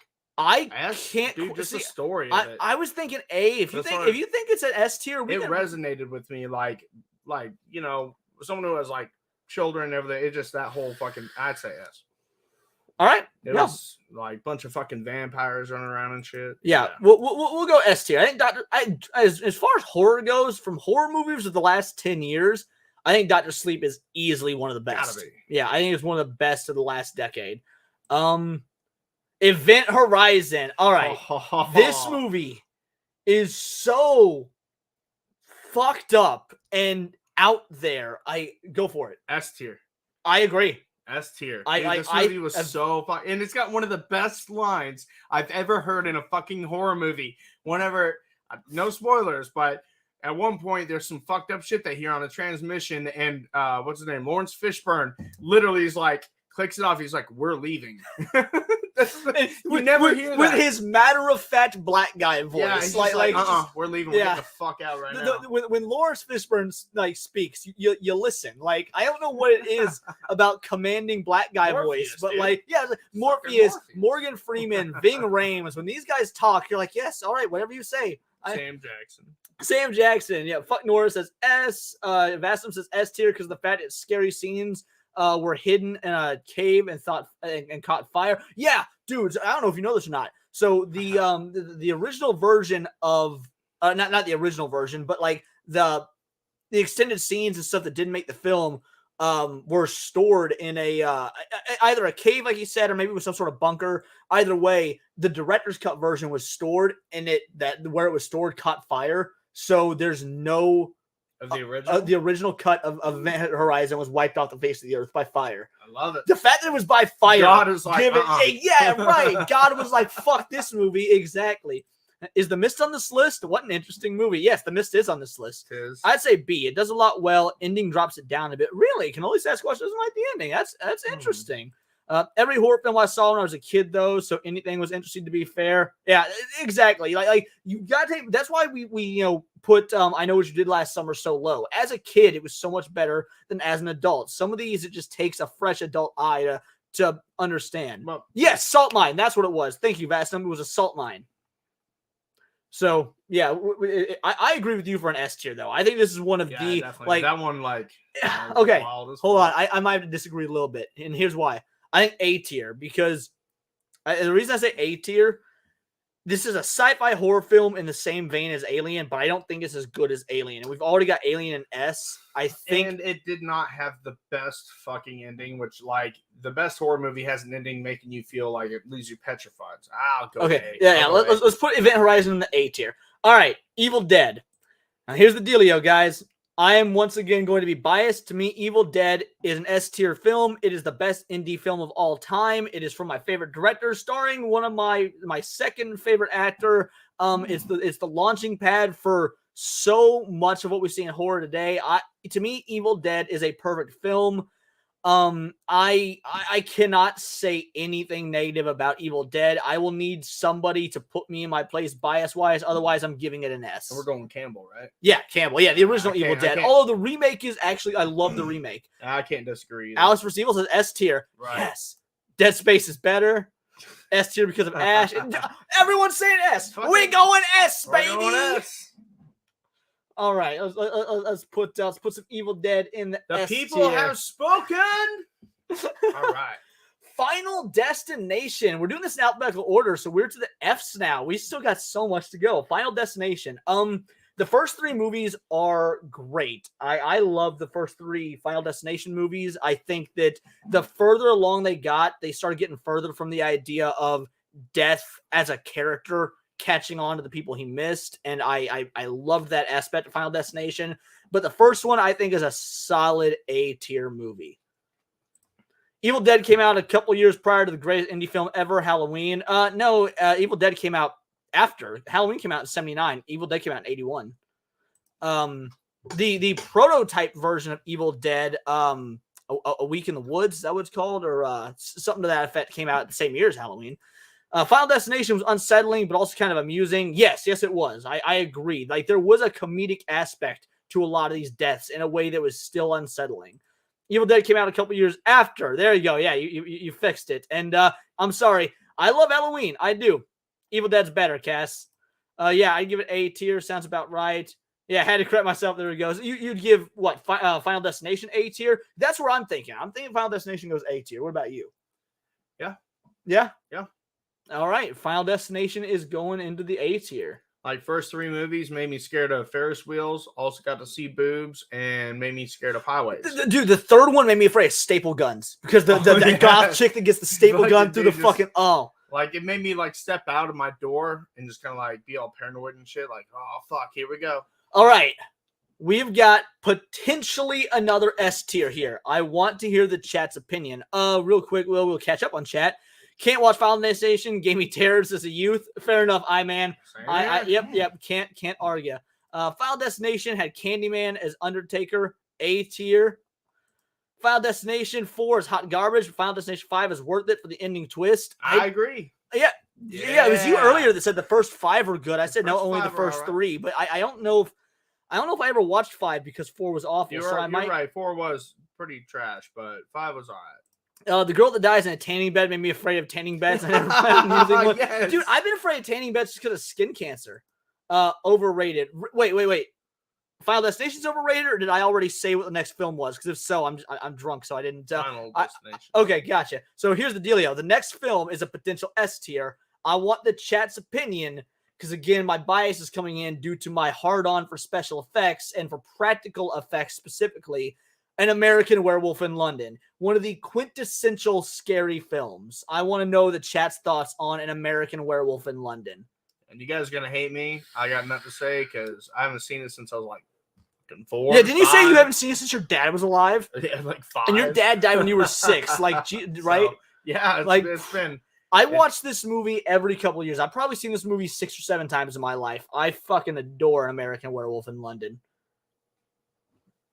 You've only seen Paris. All right.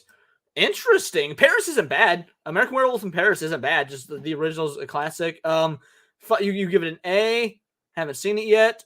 Have you seen those videos where death scenes from Final Destination are edited in with Ed and Eddie sound effects? I've seen. I have not. I've seen the one where they're edited with the fucking what is it? The Wii music?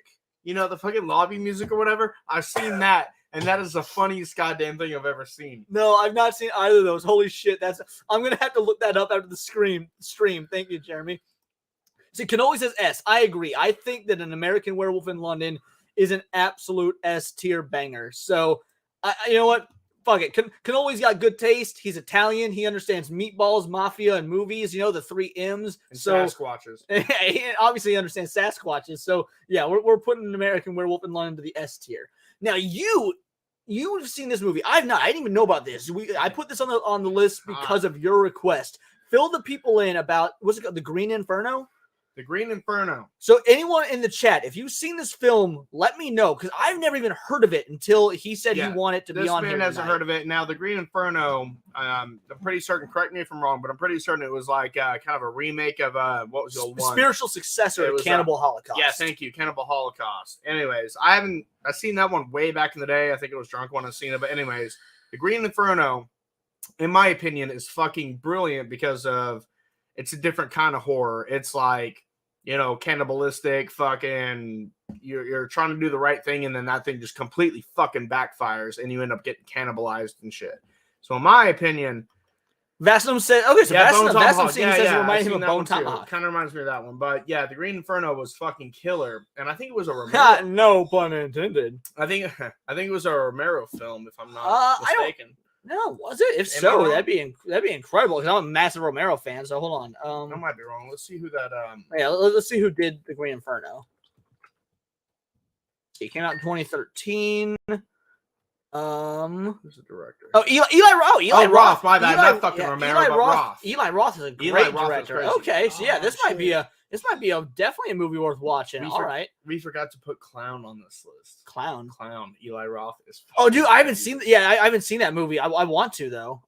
Yeah. All right. So, where would you put the Green Inferno? For me personally, I put it A because it was a fucking great storyline. It fucking freaked me out. Like if you ever ended up in that situation, yeah, I'd say A. Do you know? So you said it's about a lot of cannibalism and stuff. Are the effects practical or is it like CGI blood and stuff like that? Oh no, it looks legit. All right, it's, like to me, it does. There's this. I don't want to spoil it, but there's some scrum-diddly-umptious parts.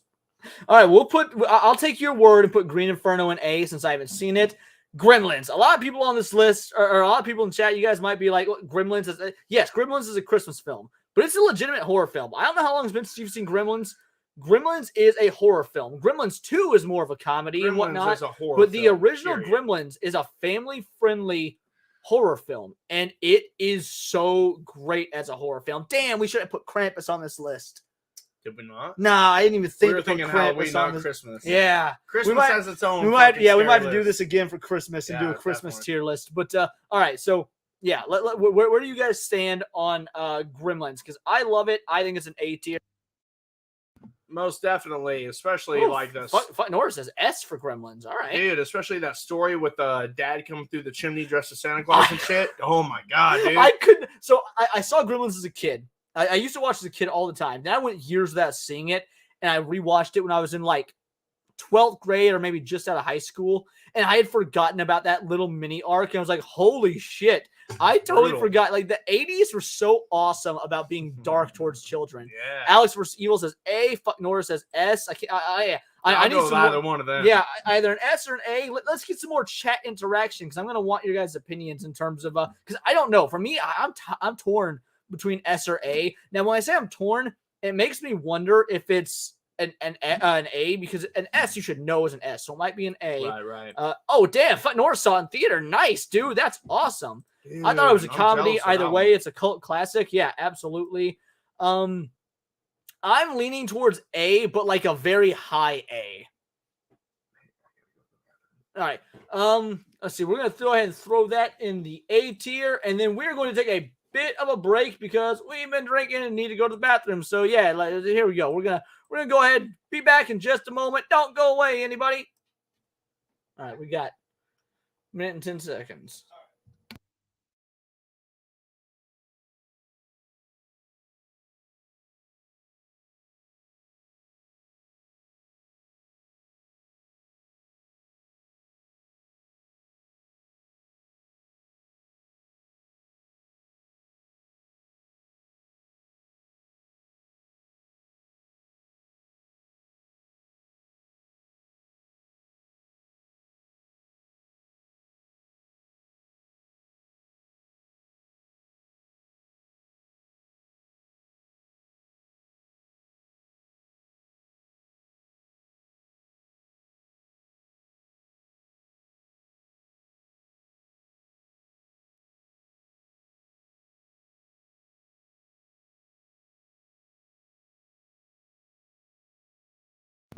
And we are back, just Ghostbuster style. We crossed the streams. Alrighty, where are we at? So we put Gremlins in the A tier. What is the next film? What movie was this? I don't remember what movie this was. Let's see, what do we have here? Let's see. Give us one moment. I don't remember this. Hold on. What movie is this? I don't remember putting this on the list. I think this is one that you asked about. All right, give me. In the meantime, let's see. We'll do House on Haunted Hill because House on Haunted Hill is an absolute. It's a classic. House on Haunted Hill is a classic. I'm talking about the original 1950s film. I love House on Haunted Hill. I don't know if anyone else has seen it, but House on Haunted Hill is one of those black and white movies that still manages to be terrifying. There was a movie. There was a remake in the 90s, and the remake in the 90s is garbage. It's got Owen Wilson, not good. Or sorry, no, that's The Haunting is with Owen Wilson. Either way, there was a remake of the House on Haunted Hill that's actually pretty fine, but the original 50s film is still terrifying. That was Hereditary. Thank you. That's why I didn't recognize it. I haven't seen it. That was all right. We'll do Hereditary next. All right. Yes, the original House on Haunted Hill did in fact have Vincent Price. So the concept is he is a like rich famous dude who wants to go to a haunted house that he doesn't really believe is haunted and pay people to stay there for the night. And lo and behold, it's truly haunted and terrifying shit ensues. I saw this like 5th grade. I've rewatched it like a dozen times since. I think this is one of the best classic horror films. For me, easy A tier.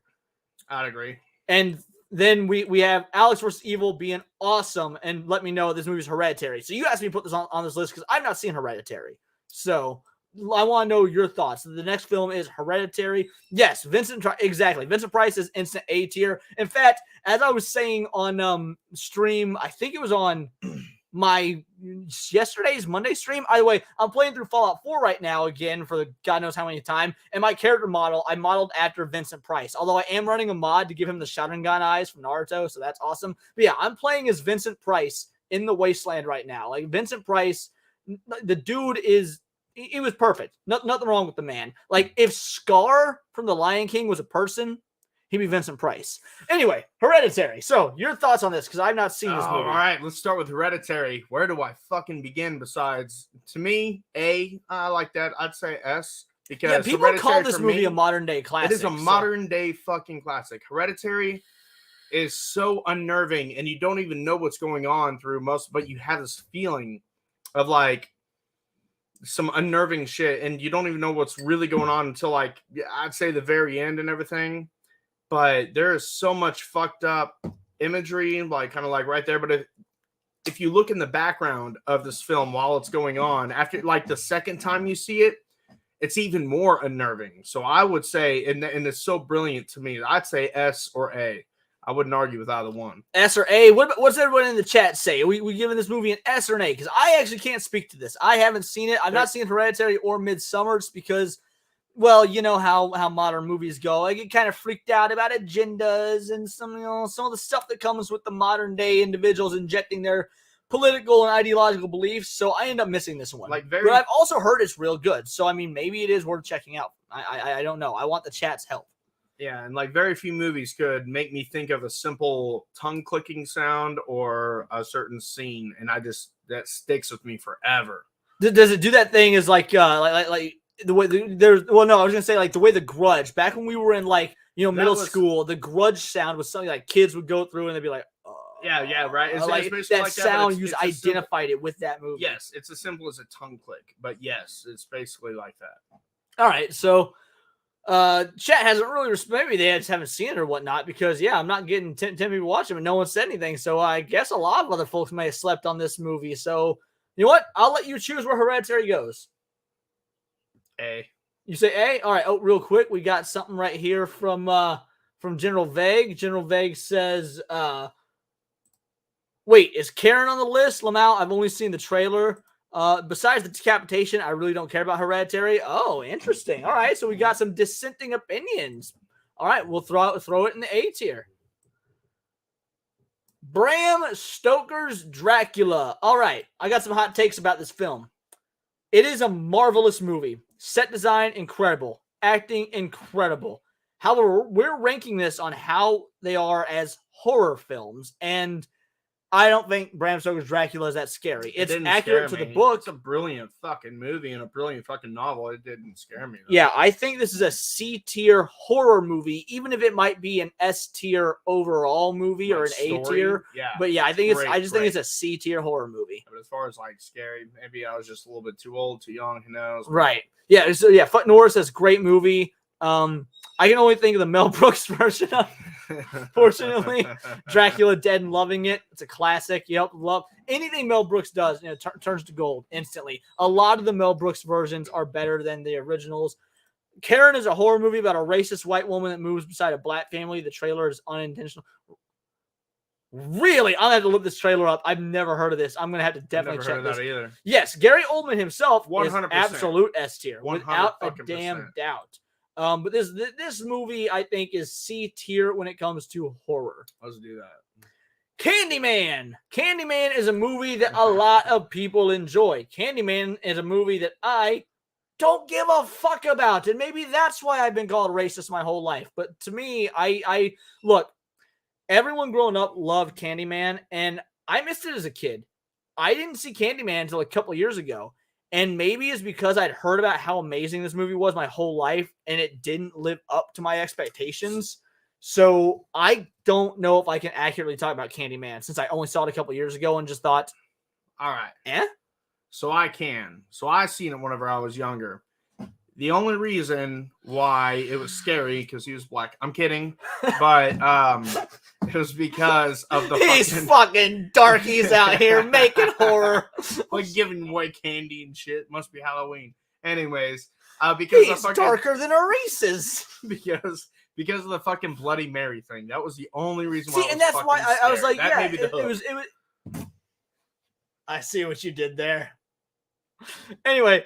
Cassie says, Candyman is awesome, LL. A tier, I can sell for B tier. My only thought on Candyman is how does he not have more voice? Dude, fair. The man has a marvelous voice. Absolutely. And someone mentioned earlier, he's the same guy that plays Death in Final Destination, which I think that Final Destination is a better horror movie, but a worse overall movie. I think Candyman is a better made movie, but it didn't do anything to scare me, so I don't know why it's got the horror following it has. I'm glad you found all that racism funny there, Alex. But yeah, no, I agree. Homeboy definitely needs more voice acting roles. Yeah, I'd let him do my eulogy. Oh, for sure. 100%. So, what do you think? A tier, B tier? I'll settle for going B. You're going to go with B? Hate all right. Me. We'll put Candyman in the B tier. And Get Out. Next movie is Get Out. So from one black movie to another. Let's talk about. So you're a huge Jordan Peele fan. I am not. Now here's sort of. I really admire Jordan Peele in that he is a breath of fresh air when it comes to unique modern Hollywood filmmaking. He does not really follow anybody else. He doesn't copy from individuals. His style is very much his own unique Jordan Peele style.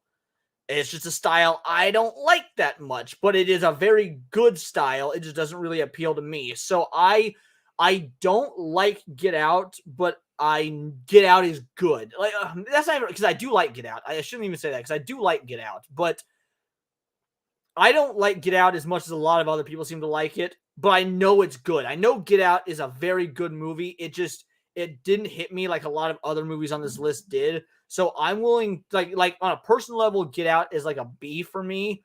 But I can understand if people say it's A. But oh wow, C, B. So I'll go with personally, I'll go with B.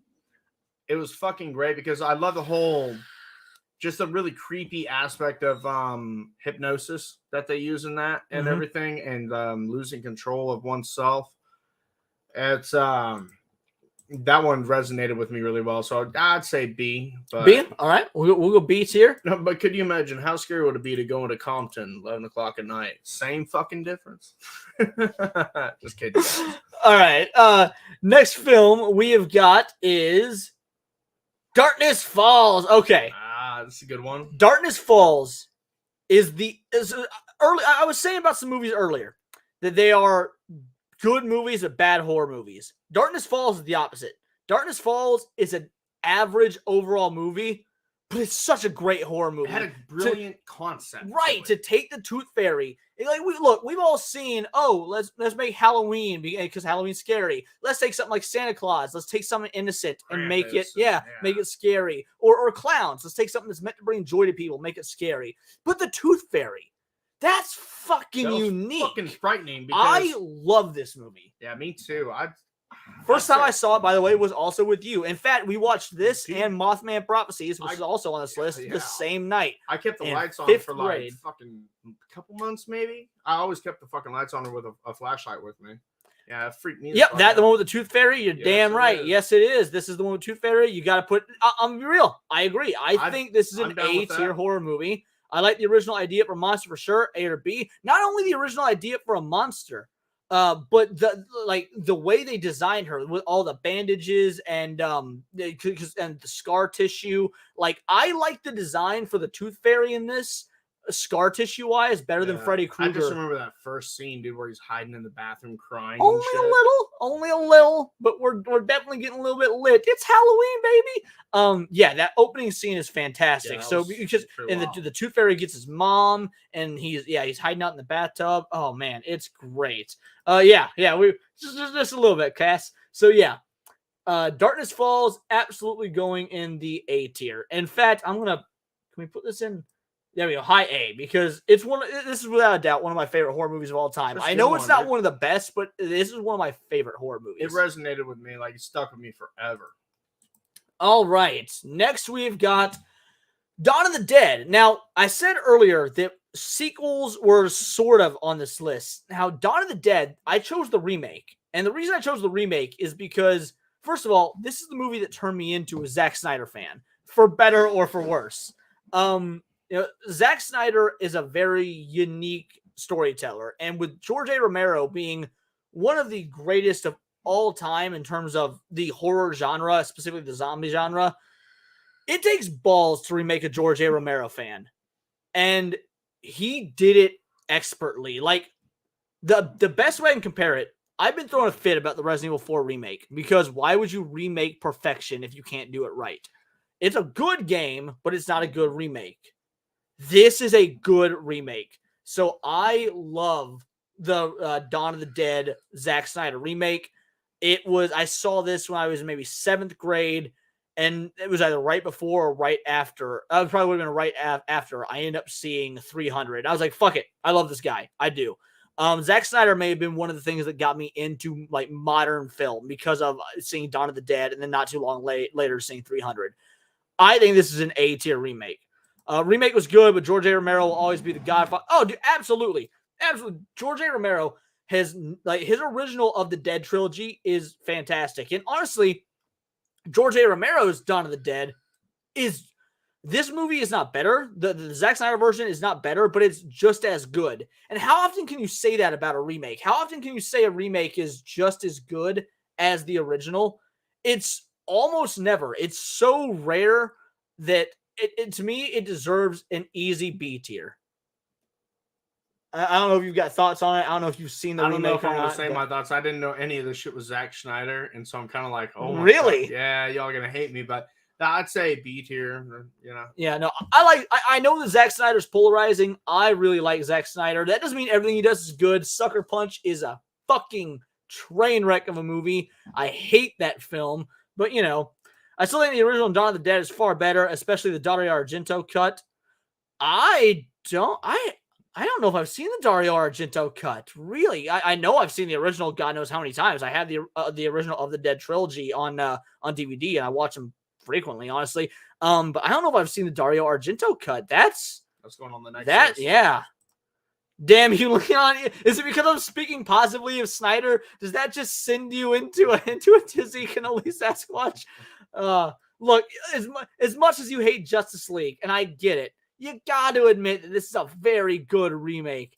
The Argento cut is called Zombie. Okay, so I didn't realize that was a cut. It was a recut of this film. I knew that movie existed, but I didn't know it was a recut of Dawn of the Dead. Thank you, Cass. So yeah, I'm putting Dawn of the Dead in the B tier. Word. Hush.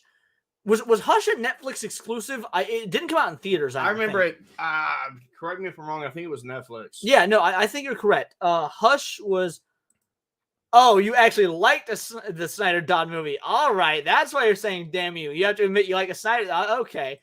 All right, Hush. Hush is a very, very unique movie. What was that movie we were talking about earlier that was unique? There was one we were saying. Oh, yeah, Darkness Falls. Hush is similar to Darkness Falls. Like they have nothing in common in terms of like their story or anything, but it's unique in terms of like the concept, the idea. I like the originality to it. Like, yes. I mean, I'm sure there's been of course, there's been many silent fucking movies, but Hush. Yeah, every movie before like 1945 or whatever. But Hush was like a breath of fresh air, like music to my ear. Yeah, no, I agree.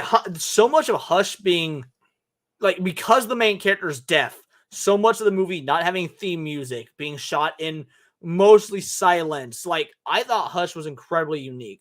I hate Hush. My mom watched it a million times. Okay, hating it because you've seen it as much as you have, that's completely understandable. That said, can you separate your hate from it and tell, like, do you think it's a good film despite your hate? I want to know where you stand objectively on the movie, Vassanum.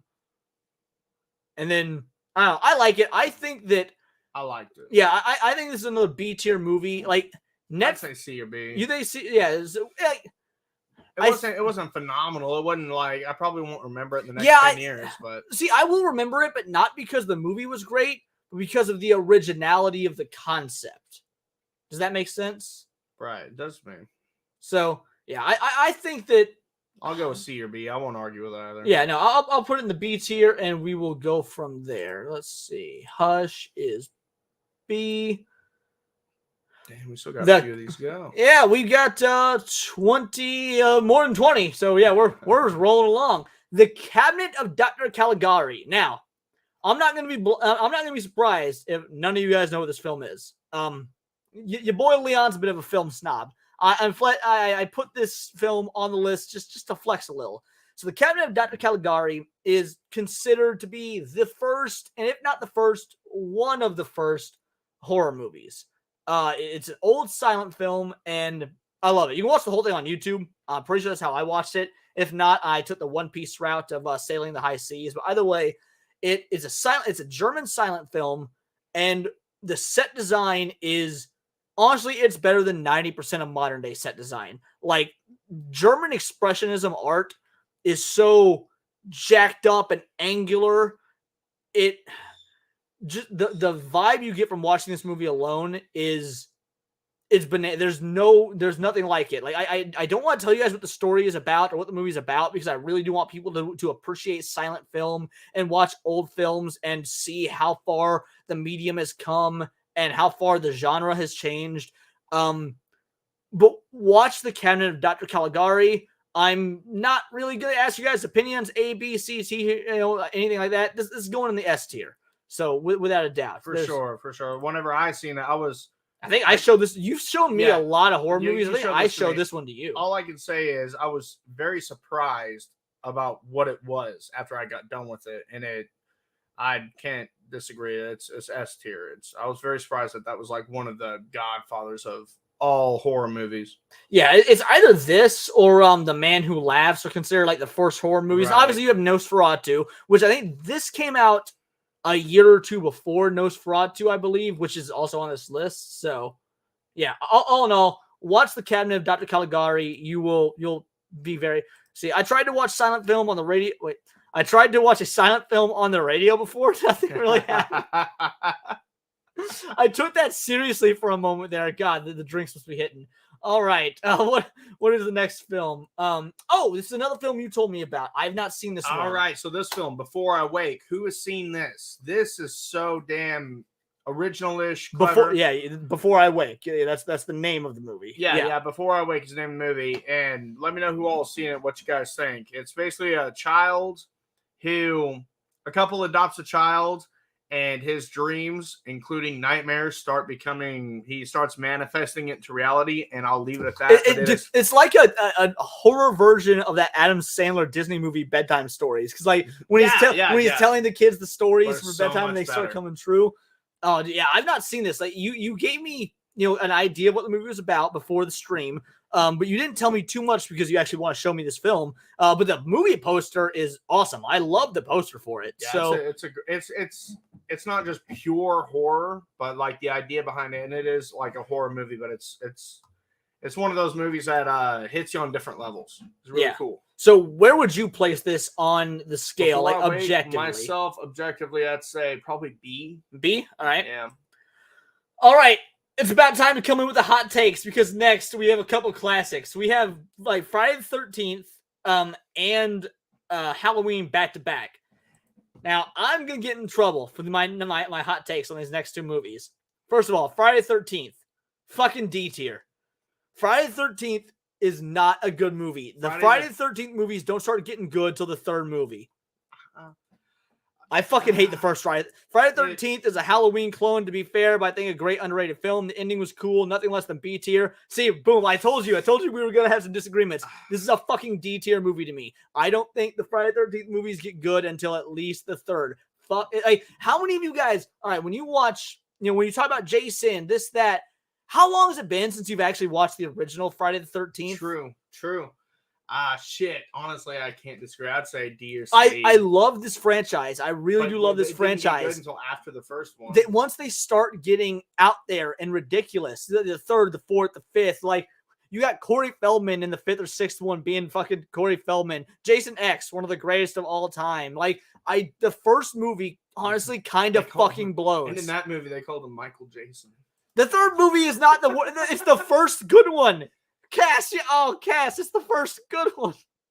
But no, seriously, I don't know. This is my list. I'm gonna be real. Obviously, I love the chat's feedback, but I won't go D tier because everyone loves it so much. I will meet you in the middle and go C. Is that fair? I'd say C. All right. Well, we will put Friday the 13th in the C tier. And here's the dealio. Here's what makes me expound on that further. If they had never made a sequel to this movie, if it was a one and done and they didn't keep it going, then this movie would not be remembered. This would not even be on the list probably. Like if we were doing this 30, 40 years later, it's the only reason people remember the first Friday the 13th is because the second one was so damn good. It's because they kept making sequels. Because Jason wasn't the killer, and literally it just became so much fucking better that it just outshined. The first one, originally, I could see the twist being fucking crazy cool, but I wasn't around for that, except for later on. But yeah, you're absolutely right. The first one is just known because it's simply the first of the franchise of Jason fucking Voorhees. And Halloween, hot take, F tier. I'm totally joking. I just did that to see if Cult Classic Cage would have a heart attack. I know she's watching, and I was just so she's gonna comment and no, I only said Halloween is F tier because I wanted to see if I could kill Cult Classic Cage on Halloween night. Well, I guess it's November 1st for her at this point, but still Halloween for us being an hour behind. No, I actually agree. I think Halloween is S tier. I think that Halloween set in place. I 100% agree as well. Like the kid going fucking psychotic and just being evil from there on. Like, yeah, absolutely. Yeah, Pamela Voorhees is a queen. She's a queen in King Louis XVI's court, the kind that got decapitated because they wouldn't grant him a divorce. Off with their heads. Yeah, S tier. Absolutely, I agree. Halloween is an S tier. Yep, I can't argue at all. There, in my opinion, Halloween is like top tier scotch that costs you $130 a bottle, and fucking Friday 13th is Bud Light, but even gayer. But even gayer is Dylan Mulvaney would make a better Jason Voorhees. Oh my god, my guy, stop running. Season of the Witch is my favorite Halloween film. I mean, I'm gonna be 100% real with you. Halloween 3 is the best. I can't argue. My favorite Halloween movie is Halloween 3. Hell yeah, Halloween's in S tier. Nice to see you, Kate. I appreciate you showing up. Thank you very much. Yes, Halloween is in S tier. You're gonna be hard pressed to find a more iconic horror film than obviously the ones that are in the S tier. And Halloween has earned its spot. Now, as you and I have had this conversation in person, I like Halloween 3 better, and I wish they had gone on with the concept of making every Halloween sequel an anthology film about something happening on Halloween. Wait. But you guys aren't kidding around. Like the one with the mask and the TV show? Yeah, that's my favorite Halloween movie. I'm not joking. Halloween 3 is my favorite. So the original idea, after they kill Michael Myers in the second film, they want him to stay dead. That's why he's not in the third one. They were going to do, every single movie was just going to be a different story. But that movie was shit. The movie itself is just, I wouldn't say shit. I'd say that it's, the thing is, people were expecting Michael Myers. Like, he'd been the first two. People weren't ready for the change up. But I love the idea of making Halloween an anthology story about horror shit happening on Halloween. Because when you think about it, how many of these horror movies actually happen on Halloween? You got Halloween and Trick or Treat, and like that's fucking it. None of the movies we watch around Halloween actually have dick to do with Halloween. Yeah, you might be right on that one. Do any of the Michael Myers actors have the dedication that Kane Hodder has? I mean, no, that's fair. I'll give you that. I will give you that. Yep, I'd love to know more lore. Yeah, I'll admit they tried to give us more lore, and what was it, Halloween 6, and look, that turned out. Oh, Season of the Witch is solid. I'm glad to hear Cult Classic Cage say that. But we went on Halloween for a minute. We got to move on to a fucking shit movie. The Amityville Horror with Ryan Reynolds. The 2005 remake of the Amityville Horror, which, fun fact, is one of the movies that's been remade more than any other movie in history. Yeah, it's one of the most remade movies of all time alongside like King Kong. Everyone has proven it to be fucking shit. Yeah, the only good Amityville is the original. But everyone's proven it to be so fucking Do you agree that Amityville with Ryan Reynolds is in fucking F tier? Yeah, I'll say. Although he's good in it, I might be able to say D simply because of Ryan Reynolds. Yeah, I went by and seen the house itself back whenever I had the chance. Oh yeah, you were a trucker, so you probably got to see a bunch of. I went by and actually fucking seen the house and everything, and it honestly doesn't really even look like what's been on the last fucking few movies. It's been changed so much, and it looks. Do people still live in that house? Yeah. Really? It's literally like, I think it's an Airbnb nowadays. See, well, that's what I was saying. I figured they'd turn into some sort of tourist trap or something. But yeah, no. Now Ryan Reynolds, as he slowly loses like his mind throughout the movie, he's great. He's fucking great, brilliant. But the rest of the movie fucking sucks. The family who lives there had to remove the windows to get people to stop. Whoa, really? I bet. Holy shit! Pumpkinhead was on Halloween. Okay. Fair enough. Thank you, Vassanum. We didn't do Pumpkinhead. Yeah, we didn't do Pumpkinhead. You're right. That fair. Thank you, Vassanum. Appreciate that. So all in all, because of Ryan Reynolds, we're putting it in D tier. But if not for him, if Hugh Jackman was in it, it'd be an F tier. All right. Next movie, I'm going to talk about Solo. What I'm going to do is I'm going to send my main man here to go get some more drinks. You know, go grab that bottle. Yeah, I got to stretch and pee. Because I got to talk about this next movie, Solo, anyway. Because next movie is Godzilla. And I got to know some individuals that probably don't think of Godzilla. That's not the first thing that pops into their head when it comes to horror. And look, you guys got to remember, 1954 was when Godzilla came out. Godzilla is a Japanese film. What happened to the Japanese just a few years prior? Oh, that's right. The white man bombed the shit out of them with nuclear weapons.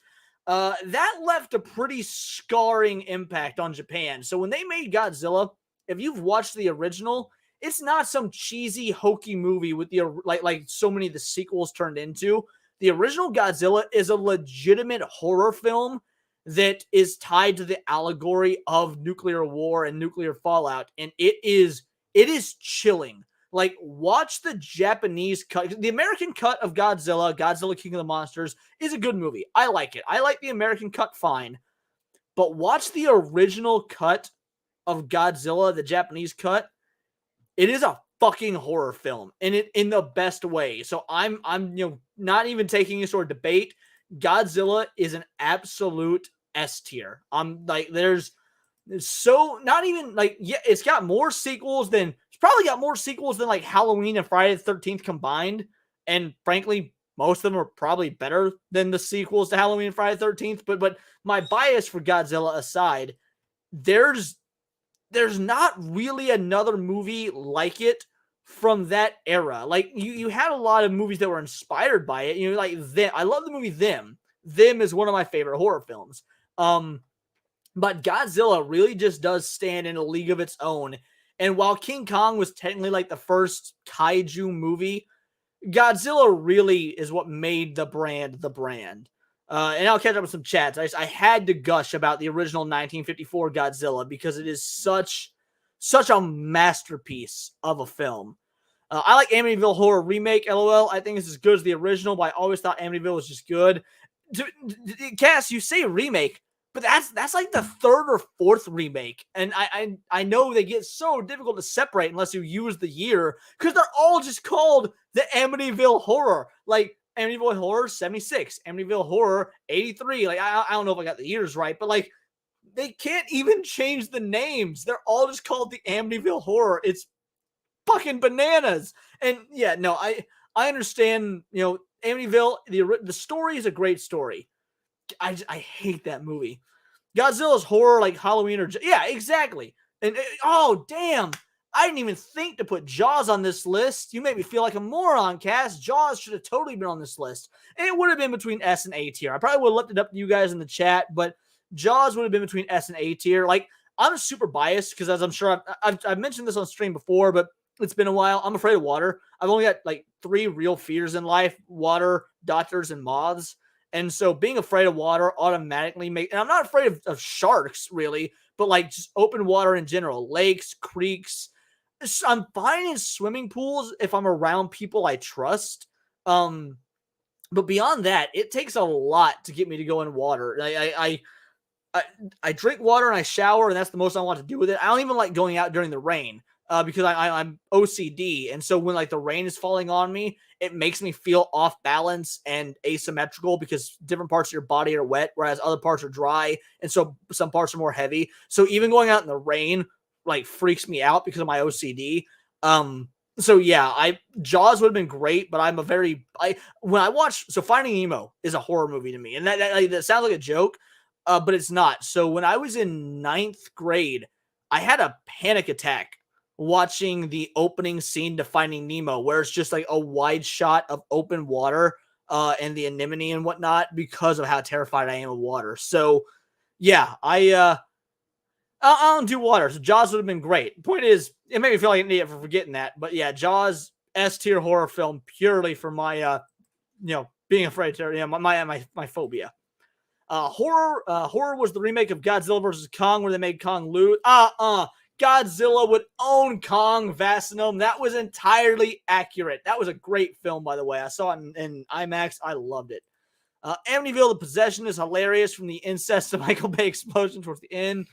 Leon is a cat, confirmed. All right, we're getting back to the list. We're getting back to the list now. Did you not bring my drink? Well, no, that's bogus. Oh, well, that's no big deal. All right. Hostel. Hostel is the next film. Now, I don't care for Hostel. I mean, yeah, Hostel is not a bad film, but I don't like gore porn. It's a well-made film, but I like gore porn. But it is gore porn. It kept me on the edge of my seat, and it was fucked up in every right. But like, I'm biased because I'm not a white-year-old female American or white fucking teenage 20-year-old female American. Obsessed with true crime, listening to every single what's his name? Jeffrey Dahmer documentary out there. Yeah, like I don't have to worry about it. If I end up there, it's my own fucking fault, which I don't see myself ending up there, but yeah. It's good. It's good. So Kong won. Kong did win in the original, and he shouldn't. Fun fact: you know why Kong won in the original? Because Kong was more popular at the time. So, fun fact: yes, water is the devil. Didn't see that one. Okay, so you didn't see it. You didn't miss anything. Like from a filmmaking standpoint, it is a fine movie. I can't give it anything higher than a C, but I want to hear your opinion. C. You think C? I'd say the same thing. Oh, whoops. Jeepers Creepers. This is our childhood. Oh, God, but also there's other childhoods involved, so this one's hard. It's literally separating the fucking art from the artist. Fuck. See, I have no problem separating the art from the artist. Like, look, we're going to get out the way now. The guy behind Jeepers Creepers was a fucking pedo. Yes, he was. Look, that doesn't mean that the story's a bad story or the movie. The movie was great. If I had to literally, like, off the top of my head, give it because I was a child when I watched it. I remember the CD, I remember all of it, and it fucking freaked me the fuck out. The ending really got to me, like, in where they're throwing all of it freaked me out. So I'd say B. But hot take, I actually like the sequel better. They've made a few more. Like Jeepers Creepers 2. Yeah, I like Jeepers Creepers 2 is my favorite of the three. I think mine's the first. The second one's really good too because it kind of went more into it, and plus, I don't know. Mine's the first because of just like the impact it had on me at that point in time. I'm really surprised that this list actually has a lot in the A and B tier. Being a horror, I expected some more stinkers, but see, the original Kong vs. Godzilla is the greatest comedy ever made. I have it on VHS. I love my copy of King Kong vs. Godzilla. I haven't seen it yet. That was the song Dad would sing before doing Wet Willies. So yes, horror. Jeepers Creepers, where'd you get those peepers? That's terrifying in itself. All right, so all in all, I would put it in the B tier. That's my take. All right, Jeepers Creepers is B. Jennifer's Body. All right. This movie, I'm going to get a lot of flack for saying this. This is a good movie. Jennifer's Body. I like it. I know a lot of people don't like Megan Fox, and I get it. Like you got your opinions on her and the fact that she bones that wannabe rapper and is what it is. But you get to see her fucking stabbed in the movie. Like, come on. So even if that is like the whole Jenny, I got your number, and they're sitting there fucking sacrificing her and shit. Spoiler alert. Sorry. Yeah, no, all in all, the marketing for this movie destroyed it because they just tried to make it about her sex appeal. But the story to the movie is great. This fucking indie band wants to get made famous. They're going to make a deal with the devil, and to do so, they need a virgin. Jennifer is a fucking slut, but because she's hanging out with the band and wants to be popular, she lies, says she's a virgin. And it backfires. It backfires. And the whole rest of the movie is her getting progressively more insane and unstable while Amanda Seyfried Amanda Seyfried's boyfriend is a genuine good guy, and he gets fucking killed near the end. Like again, spoiler alert for anyone that hasn't seen Jennifer's Body as if it's 2007 or what the fuck ever. But like, this is an actually good horror film with a good message. Yeah, and I love this movie. I put Jennifer's Body in A tier. The ending was fucking great too. I really like the ending. What I love about it more than anything is they didn't they could have made a fucking sequel. They could have, but they never did. And I'd say A for that one. I agree. I think Jennifer's Body is a legit A tier horror film. I'll give it A. Leprechaun. Oh, Leprechaun. All right. So Leprechaun's, I was gonna say it sucks, but I love it. But I don't even know if it sucks. Boy, is Leprechaun's a C tier. Like, I love Warwick Davis. He's one of the only midgets that gets a pass on this channel. Kill Classic Cage says, I think Jennifer's Body is decent. Right. I don't know how long it's been since you've seen it. Give it a rewatch. Like watch it with a critical eye instead of like the modern day.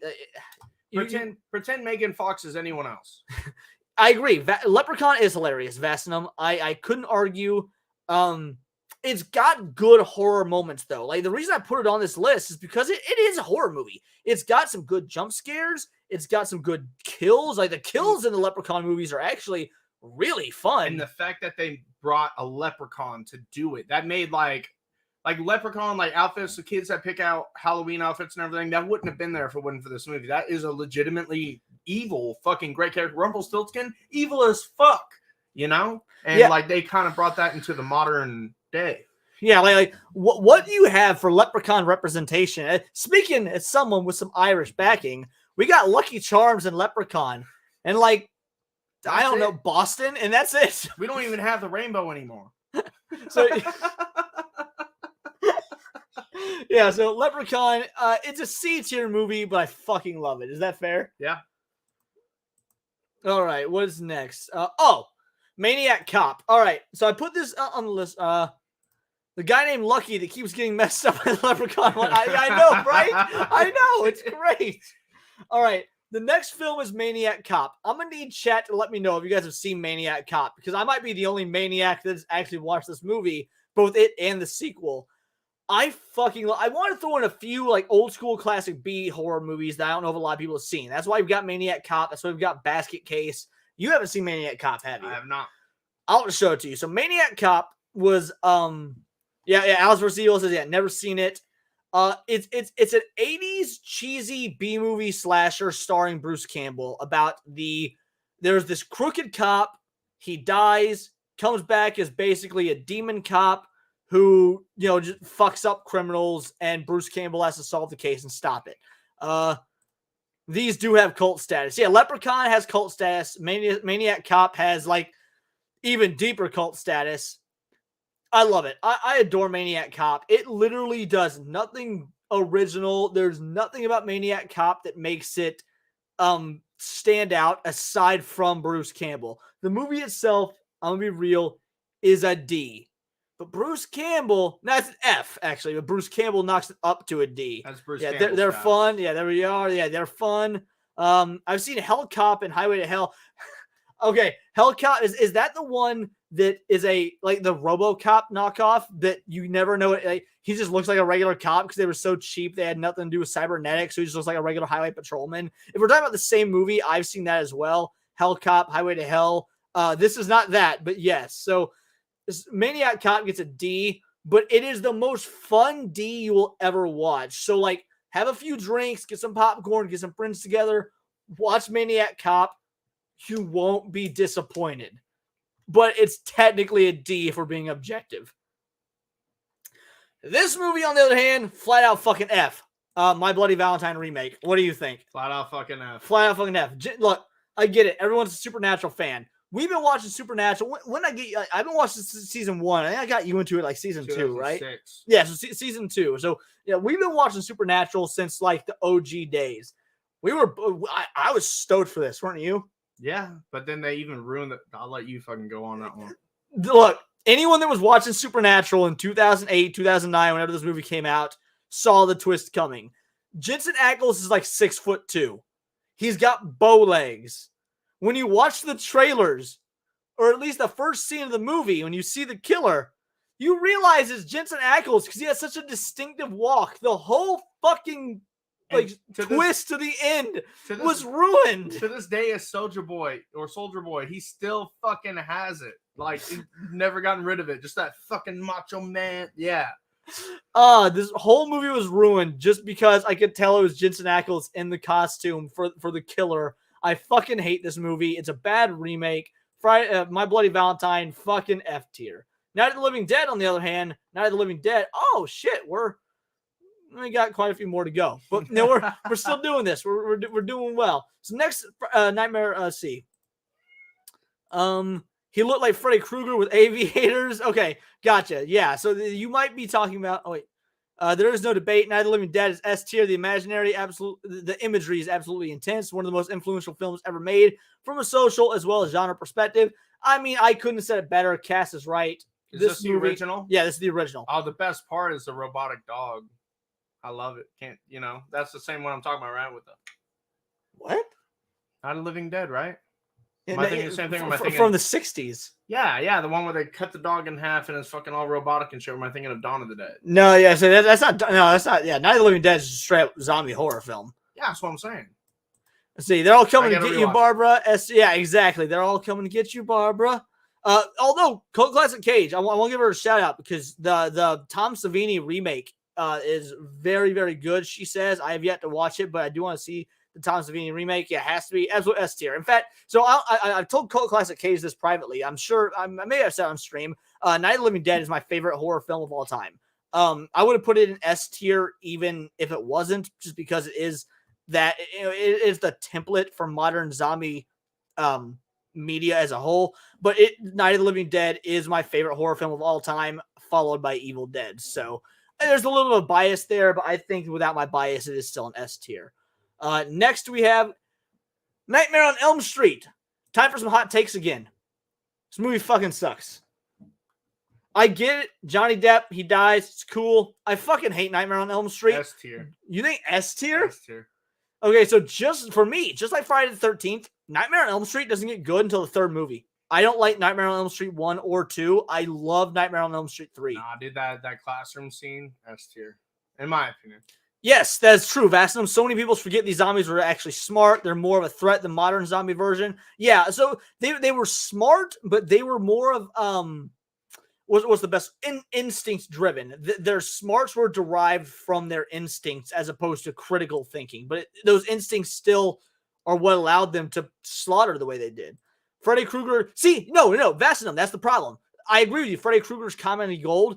He doesn't have that personality in the first one. He doesn't have it in the first or second. That version of Freddy Krueger that everyone remembers doesn't actually come into concept until the third movie. The first Friday the 13th, there's no comedy. It's just guy kills people in their dreams. So it's the version of Freddy you're thinking of doesn't exist yet. Rewatch the original Friday the 13th. You'll see what I mean. Like, it's not a comedy movie at all. It's a straight horror movie. And aside from the gimmick of he kills people in their sleep, it sucks. Let's go B. Okay, Cold Classic Cage. Fuck Nightmare on Elm Street. Fuck Norris says S. I can't in good conscience go B. Like, I really can't. This movie is D and at best C for me. How about rock, paper, scissors? For D or C? We'll do rock, paper, scissors for D or C. You don't get the anyways, we'll go C. All right, we'll go C for Nightmare on Elm Street. Nope. All right, Nope. I think is Jordan Peele's best movie. And I've already said earlier, I'm not a Jordan Peele fan, but I do think Nope is his best film. I'm straight up going with A. It's so original. I really, I don't want to spoil it, but I wish it would have been what everyone thought it was going to be. I agree. The twist sucks. It's still unique though. Yeah, I say the twist sucks, but it's an original twist. So I've got to give it credit for being original. And you totally get to watch a kid get punched. So that's win. No, there's always a win there. Absolutely. Yeah. So I'd say A. You say A? Yeah, all right. A. I didn't watch part 1, ironically. I was watching 5, which had the actor who plays Freddy as an alien. I forgot his name. Robert Englund. Robert Englund is who plays Freddy. All right. Where were we? So Nope. I'll agree with you. I think Nope goes in A. I like. It's a good one. I think Nope is Jordan Peele's best movie. I'm not a fan of the twist, but again, it's an original twist. But the acting and everything in it's fucking on par for the most part. Yeah, it's very well acted film. It's one of those that, like, the way we talk about something like what's it called? Evil Dead. Evil Dead is considered a classic. Right. The way we talk about Evil Dead now, people will probably be talking about Nope in the next, like, 20-ish years if World War III doesn't kill us all. We're around, yeah, for sure. The next film was Nosferatu. I don't feel like I need to explain why Nosferatu is an S tier. I mean, if the chat wants to disagree, you guys are more than welcome, but I won't be listening. So it's an F tier. I'm kidding, guys. I hate you. All right, this next movie you recommended. I hadn't seen it. What was this one called? Let me see this again. Oh, fucking Oculus. Oculus, guys, yes. Let me know who's seen Oculus. Yeah, great. Like this mirror, these kids that end up going through some traumatic childhood shit, and this mirror is supernatural, and it drives you crazy. And that movie to me, I would say, is such a mind fuck. It is. A. You watched Nosferatu for the first time this month? Really? I'm glad you really liked it. Do you agree? S tier? Do you understand like where Hollywood is because of films like this? Tim Stocks is on your left. Nice to see you, Tim Stock. I haven't seen you in a hot minute. Glad to see you here. We're ranking horror movies. I can't wait to hear your opinion. 90s movies. There's plenty of 90s movies on this list. We will be getting even more 90s movies. So trust me, we're having a good time with it. But Oculus. If you've seen it, let us know your thoughts. I want, because I have not seen Oculus. Like, obviously you want to show it to me, but I haven't seen it. So I'm going completely with your point of view on where you think this should be ranked. Yeah, a good B. Oh wait, shit. Oh, yeah, okay, so cult classic Cage saying S for Nosferatu. Yeah, very influential film. Gotta give it an S. Norris has seen it. He says it was good. Give it a B. So, all right. I'll meet you there. So, Oculus for B? I'll meet you at B. We'll do that. Orphan, in my opinion, fucking F tier. I think Orphan sucks. I think Orphan is an awful movie. I don't think it was scary. I don't think it was interesting. I think that the trailers made it out to be so much more than it was. I think it was gross. But the fucking thing is, it was based off a real, like, event, and I believe she got away with it, like, a couple times. I've heard that. I've never looked into it to see if it was true, but I have heard that. I'd say it's not my favorite movie by any fucking means. I think Orphan's a fucking F. I really do. Ironically, I've heard the sequel is good. Off. We'll go with F. Damn, yeah, I turned it off. All right, fuck Norris. That's all I need. Oh, she fucking Paranormal Activity. I'll be honest, I hate Paranormal Activity. I literally just put this on here. So I put it on here because I was like, look, we need at least one F tier movie. Because I didn't know what people would rate these. I know what we rate them. But like I put Paranormal Activity on here specifically to have at least one movie in the F category. Does anyone here, please let us know, does anyone here think Paranormal Activity deserves above an F? Not even a new idea. Like they hadn't had step killers. Fucking exactly. Yeah. Fucking Orphan fucking sucks. Paranormal Activity also sucks. I'm putting it in F. And yeah, Clay Media is correct. If anyone, I would love to see somebody try and justify a D tier. Try and justify a D tier for fucking Paranormal Activity. We gotta know. I goddamn dare you. Perfect Blue. All right. Perfect Blue. Man. I want the chat to let me know if you guys have seen this movie, because if you haven't, of all the movies on this entire list, I'm not exaggerating about this. Of all the movies on this entire list, if I had to pick one movie that you must see, it is Perfect Blue. Cult Classic Cage says it right here. And she is entirely correct. This movie is S tier. In fact, of all the movies on this list, I think it might be genuinely the only comparison with Alien in terms of filmmaking for the best movie on this list. We're going Ultra Instinct of horror movie. Bingo. Perfect Blue is the only anime film on this list. Perfect Blue is easily one of my top 5 favorite films ever made.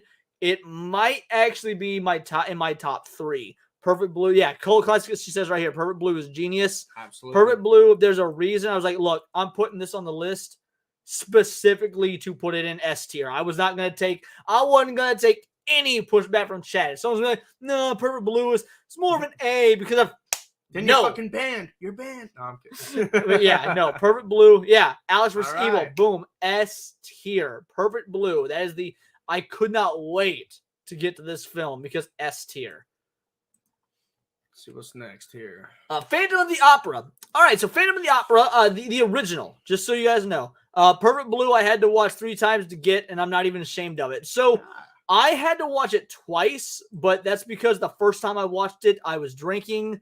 Because I didn't realize the type of movie it was. I didn't know how in-depth and psychological it was. So after I was watching it while drinking, it was like, oh, wait, I need to watch this sober. And I got it the second time. I watched it the second time sober, and I did get it.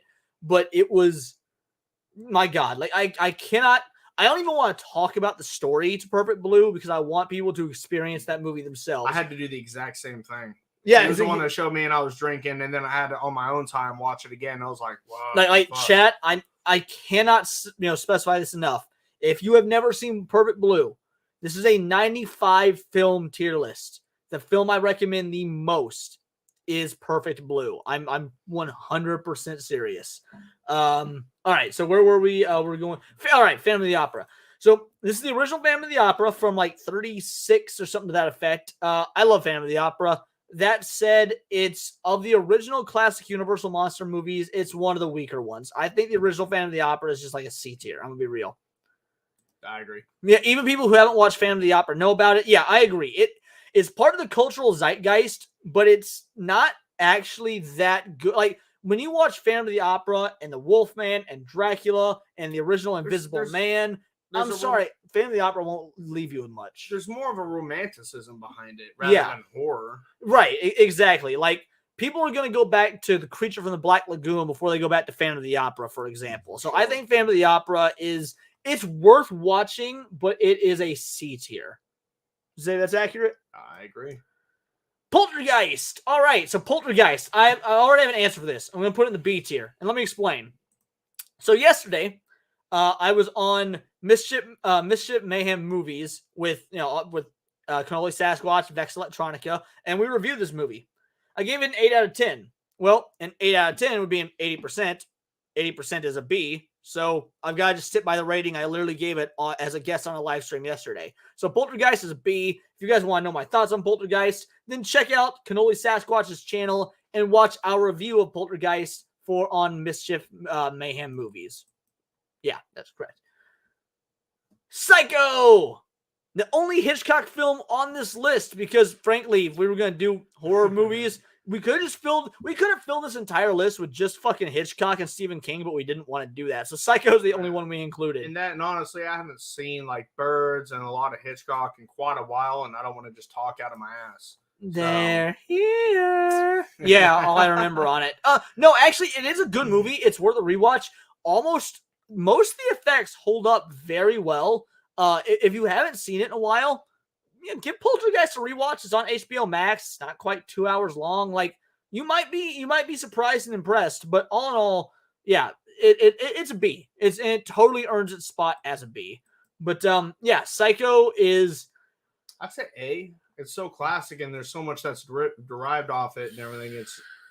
I'd say A, and plus the twist, no one's seen coming at all. From what I heard, my grandfather and some other older heads that I know seen it back in the day, they all said it was so iconic, right, and crazy. So because you and I were both raised by our grandparents due to us not really having parents, and that was like you were raised by your parents pretty much from like 6 years old, or your grandparents like 6. I was raised by mine from about 12.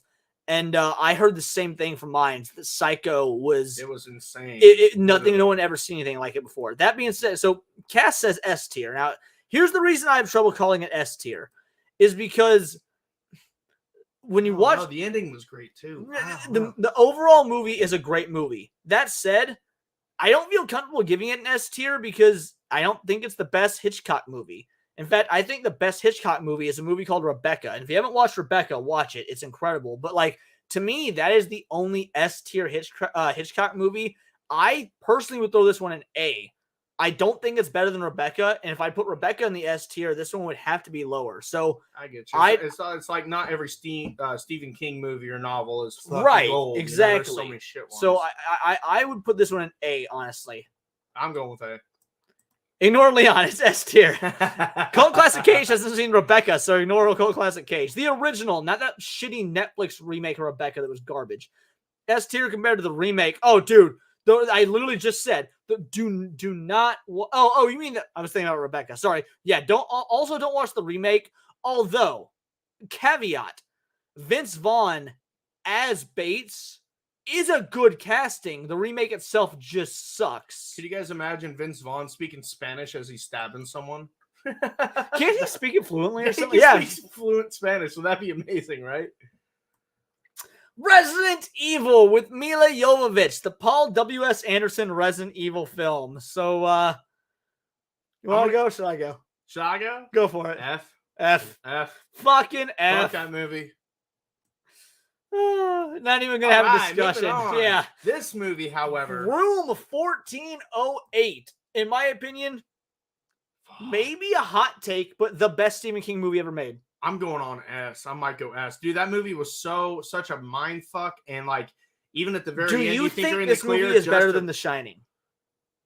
I do. Yes. I think 1408 is better than The Shining. I do. Well, I don't know. Stanley Kubrick was fucking insane in The Shining and all. I don't know on that one. Cult Classic Cage says Psycho 2 is my favorite though because it's super fun and Meg Tilly is better. Tilly actress. Meg Tilly is the better Tilly actress. Sorry. The best live action Resident Evil was the cutscenes in part 1. B. All right. So Fighting Wars goes B in 1408. Oh, 1408. My bad. I thought we were still talking about Resident Evil. Yeah. I was catching up on the Resident Evil chats because we blew past it because fuck that movie. Yeah, so 1408 B. I'd give it a solid B or A. Let's go there. Yeah, I think B or A is fair. So the problem with Room 1408, the book was better, but the movie was still good. Here's the problem with Room 1408. The cut ending, the alternate ending, is better than the theatrical ending. So in the theatrical or the cut ending, he dies and his wife gets his voice recorder. Right. That is the version I prefer to watch. I think that version is an A. The theatrical cut where he lives, I think, is a B. So it sort of depends on which version of this movie you watch. Either way.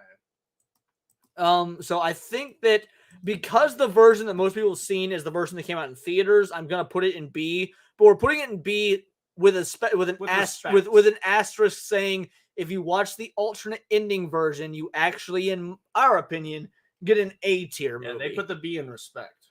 Rubber. You haven't seen Rubber, I don't think. Yeah, I put this on there. I have put Rubber on the list.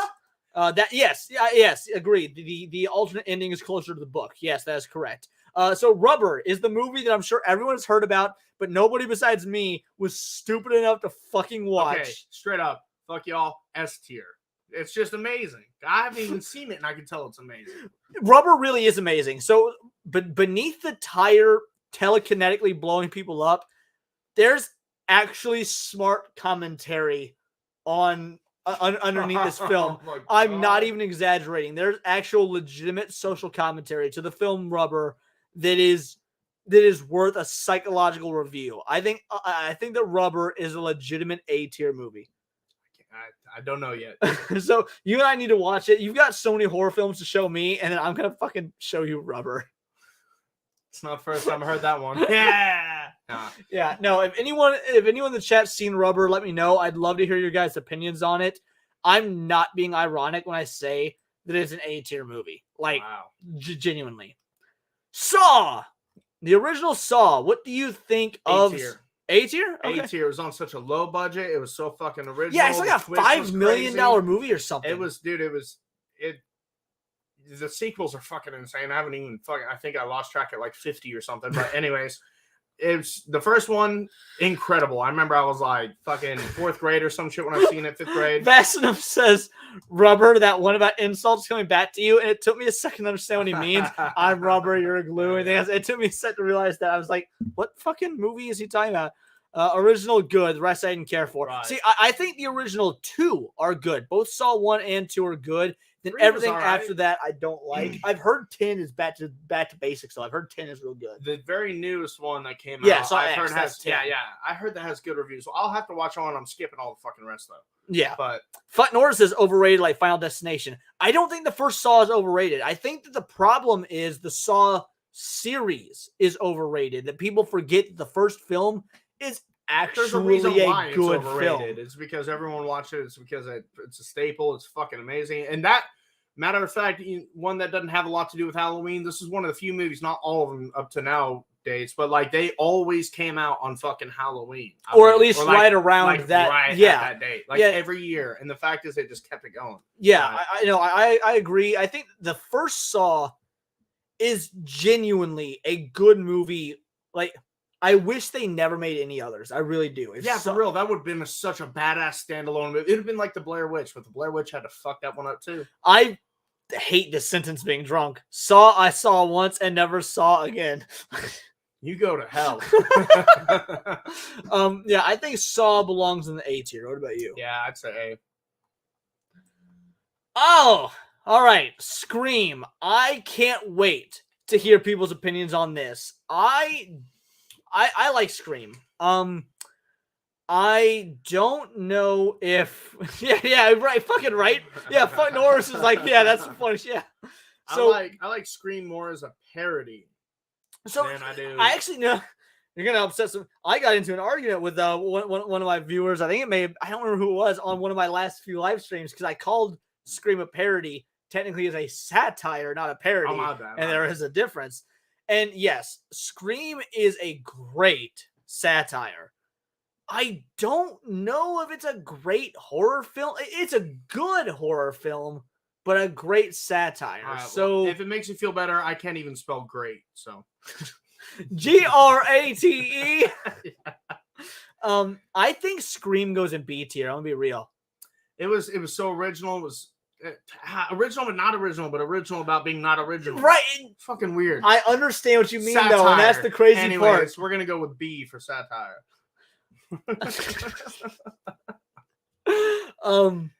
Scream 1 is the only good one. I like Ghostface on the Merkins YouTube channel, but not in Scream. Oh, dude, the Merkins YouTube channel is so fantastic. I hated Scream for a long time because the slashers went in a shit direction because of it, but objectively speaking, exactly. No, color classification is the nail on the head. Like, slashers got fucked up because of Scream. Like, Scream was fine, but other slashers wanted to be Scream, and because of that, it made the genre an oversaturated mess.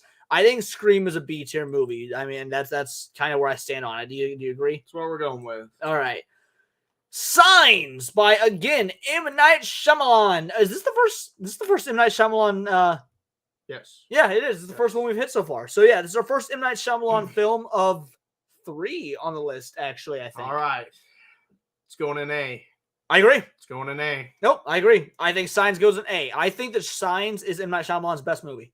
I think it's better than Sixth Sense. I'm gonna be real. That one freaks me out because I know how much you have memories of Sixth Sense, but I think Signs is a better movie. It's overall just a good movie. It had the mystery factory to it and everything, and it's so legitimate. Like the way shit would go down, kind of the way shit would go down, unless it was like we just get bombed from aliens or whatever. But like they sing ground force, just it's going in it.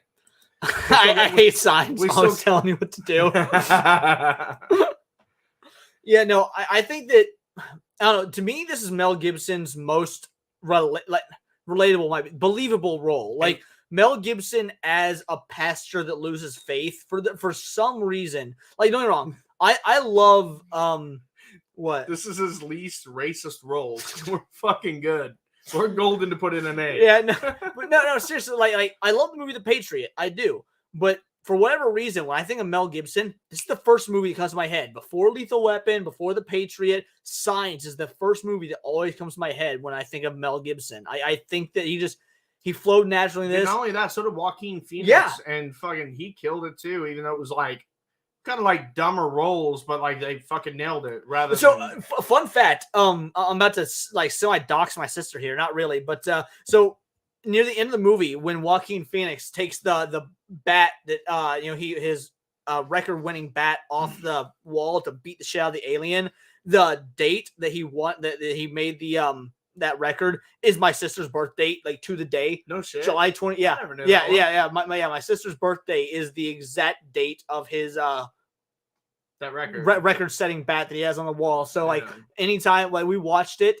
And then we paused it because my sister shouted, "It's my birthday" or whatever, and we paused. Like, holy shit! It was such a cool little. Dude, let's be real. The fucking kids which is, by the way, Naruto. Also, she shares the same birthday as Sasuke in Naruto.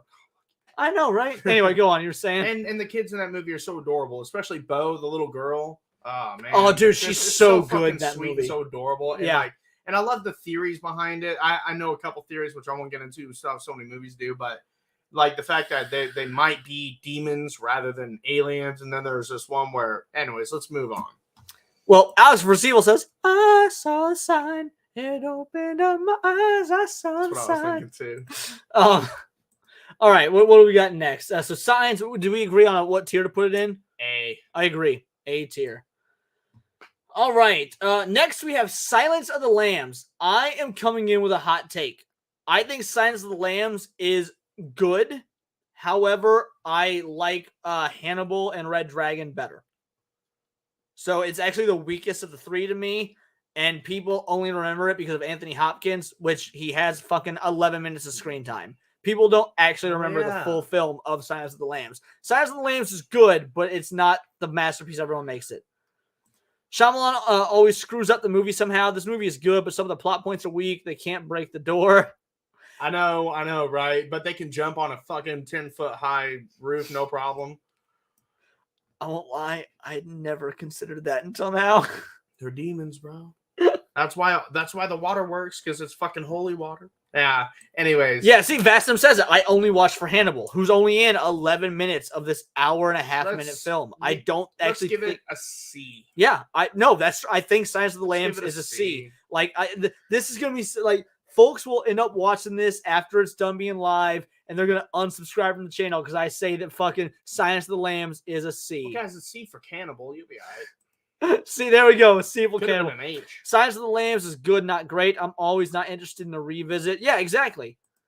See, he actually fun. He never says hello, Clarice. That's a Mandela effect. He just says hello. He just says hello. He never says. I was just watching the Cable Guy yesterday. Jodie Foster's better. Clara. Skin on his face is like, hello, Clarice. Jodie Foster is a shit though. All right, so that is going to the C tier. Silent Hill. I think that now. When it comes to video games, I like Resident Evil better than Silent Hill. However, when it comes to movies, I like Silent Hill better than Resident Evil. I think Silent Hill's a D tier, whereas Resident Evil's an F. Really? I'd give Silent Hill like a B.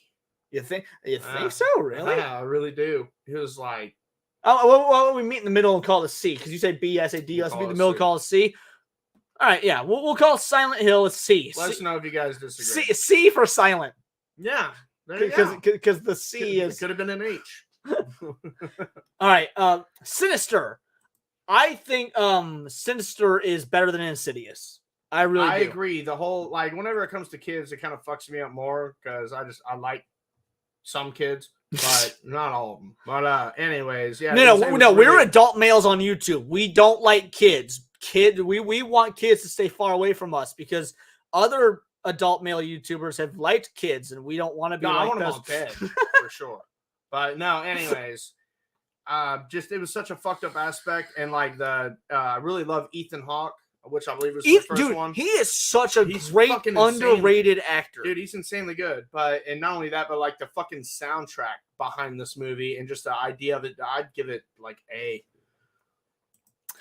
Kill Class says, I'm so glad Them is on this list. I watched that movie with my dad as a kid. That is my favorite 50s movie after Godzilla is my favorite movie from the 50s period. Them is easily my number 2. I watched it with my grandfather as a kid, and I loved it. Since the place is the main story, you can change the people and keep the place and still be Silent Hill. Okay, I might be drunk. I don't understand that. Since the place is the main story, you can change the people. Exactly. Yes. So it doesn't, unlike Resident Evil, yeah, right. It doesn't have to follow the games. Exactly. Yeah. Correct. And Fut Norris, I think, is saying Sinister is underrated. Honestly, he might be right. People always talk about, people talk about Insidious. They talk about The Conjuring, but they don't really talk about. I don't think Sinister wasn't done by James Wan, right? No, I'm saying it came out in that same era. No, I know, I'm just saying, but it wasn't. I don't think Sinister was James Wan. I used to love James Wan, but he did. So yeah, where would you put Sinister? Would you put it in Sinister? I put it B. Yeah, we were saying it's better than Insidious, and we had Insidious in A. Yeah, or we could drop Insidious to B and put Sinister in A. Well, it's too late now. Let's just either match it or go better. Yeah, okay, yeah. We'll put it. We'll put Sinister in A, but above Insidious. Yeah, so there we go. We'll put it right under Event Horizon. Oh yeah, that's a good one. Sleepy Hollow, the Tim Burton Sleepy Hollow. I fucking love this movie. Yeah, absolutely, dude. Fucking what's his crazy ass face, Christopher Walken. The fact that he's in it right there is a fucking terrifying film. So yeah, absolutely. I go with B, if not A. And Depp's in it. That was pretty good too. As a horror movie, it's not very scary. This movie is more like a shocking than storyline scary. Yeah, when I saw this movie, I was not expecting that level of carnage. Right. Because I wasn't expecting to see actual I know it was rated R, but it was like I wasn't expecting full-on decapitations to be shown. I had never seen this side of Tim Burton before. Yeah, I saw this movie in maybe 6th grade. Vampire fucking fangs, shark fangs all over and shit. Yeah, because at this point, I had seen Batman, I'd seen Beetlejuice, I'd seen Nightmare on Elm Street, but I had never seen Tim Burton go this fucking hard. Tim Burton did Nightmare on Elm Street? I meant Nightmare Before Christmas. Sorry. There we go.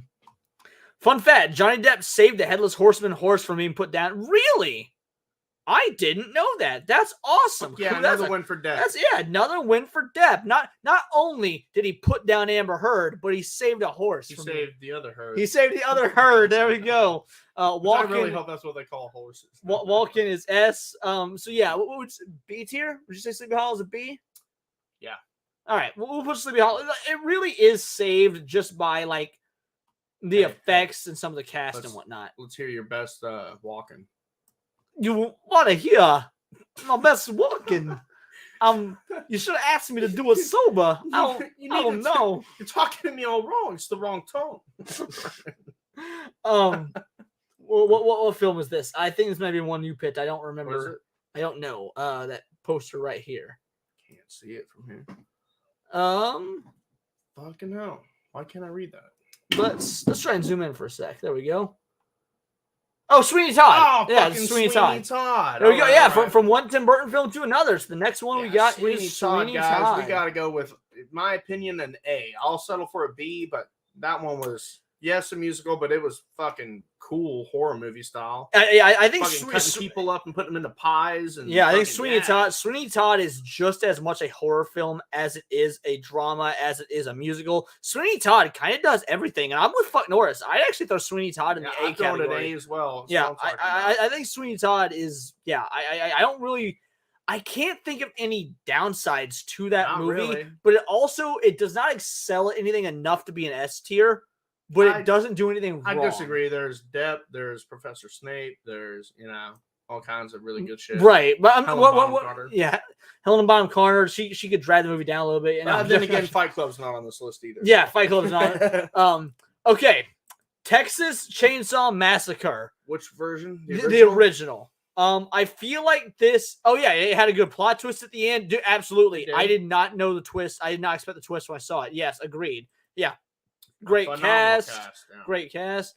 All right. Texas Chainsaw Massacre is A tier. Brilliant imagery, crazy suspense. Only reason it isn't S tier is because it isn't a true story like it claims it is. I honestly 100% agree. I think that's 100% on board with I think that might be the. Yeah, I don't think we can say anything better. Let's just throw it in A tier and call it fucking good. I agree with you. All right, Cult Classic Cage, you made the decision for us. A tier. Man, if they just didn't claim it was a true story, like I understand, but it was based off Ed Gein and shit, but like based off isn't the same. Things, but Ed Gein was a big one, yeah. All right. Inbreds are scary. Yes, they are. Inbreds are absolutely scary. Ah, damn it. All right, real quick, StreamYard is having that problem again. Let me do a quick refresh. I'll be right back with you.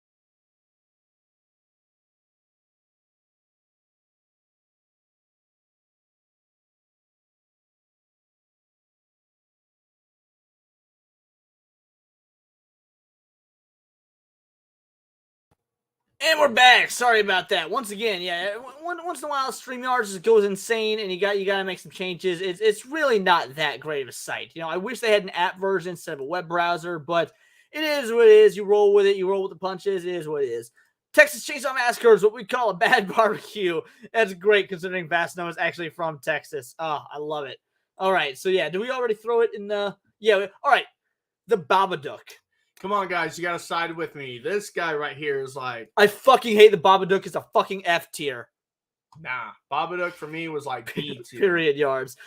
All right. Chat, we're going to let you decide this one entirely because he says A. I say fucking F. I say like B. Okay, B. Sorry, you say B. I say F. Chat, if you've seen the Babadook, let us know because this movie is... I hate it I really do. I How do you hate this. hate it? Don't let it in. Don't let You've never seen it. You're not missing. Vasinum's is F minus. Fuck. Never seen it. Never seen it. Vasinum, you are my man right now. Never Damn fucking it. seen F minus, dude. This movie, I get it. You like that one scene. I like That's not the one. No, I love the whole thing. Oh, Whatever. Fuck you guys. All right, F it is. Babadook's going in F, where it fucking belongs. However, Now this one, the is Black S Phone, tier. I have not seen. I've heard you loved this movie, and then your niece, you just showed it to your niece a couple like last week, and It stands the test, man. Dude, Black Phone is fucking yeah. incredible. Ethan Hawke, Didn't you say she? fucking- Yeah, I didn't even think. I know that. Yeah, this is another Ethan Hawke film. Yeah. Damn, we didn't do. We should have thrown a third Ethan Hawke film in here to complete the trilogy. Anarchy, the one about killing people one night. The Purge. Oh, the Purge. We I didn't put thought the you were Purge gonna on say this list. Training Day, because Training Day is kind of scary. Yeah, and someone that used to be a cop. But yeah, no. The Black Phone. Didn't your niece call the twist? Yeah, it pissed me off literally not even halfway through. They're like, yada, yada, yada, yada. And I'm like, shut up. So the Black Phone. Look, if a 10-year-old can call the twist, it probably is an S tier, but I'd settle for A. I'll say A. All right. So But you haven't seen it yet. Wait till you see this movie and we'll see if your answer differs. Absolutely. All right, The Sixth Sense. Now, I like The Sixth Sense. The problem is, I had this movie spoiled for me, so I knew the twist coming. That did degrade my viewing And experience. the problem a is little bit. with me, I was shown this movie at a very, very young age, at a very critical time. So it just, to this day, scares the living shit out of me. So I'm biased as hell. So as a movie itself, try not to think about I'd say A.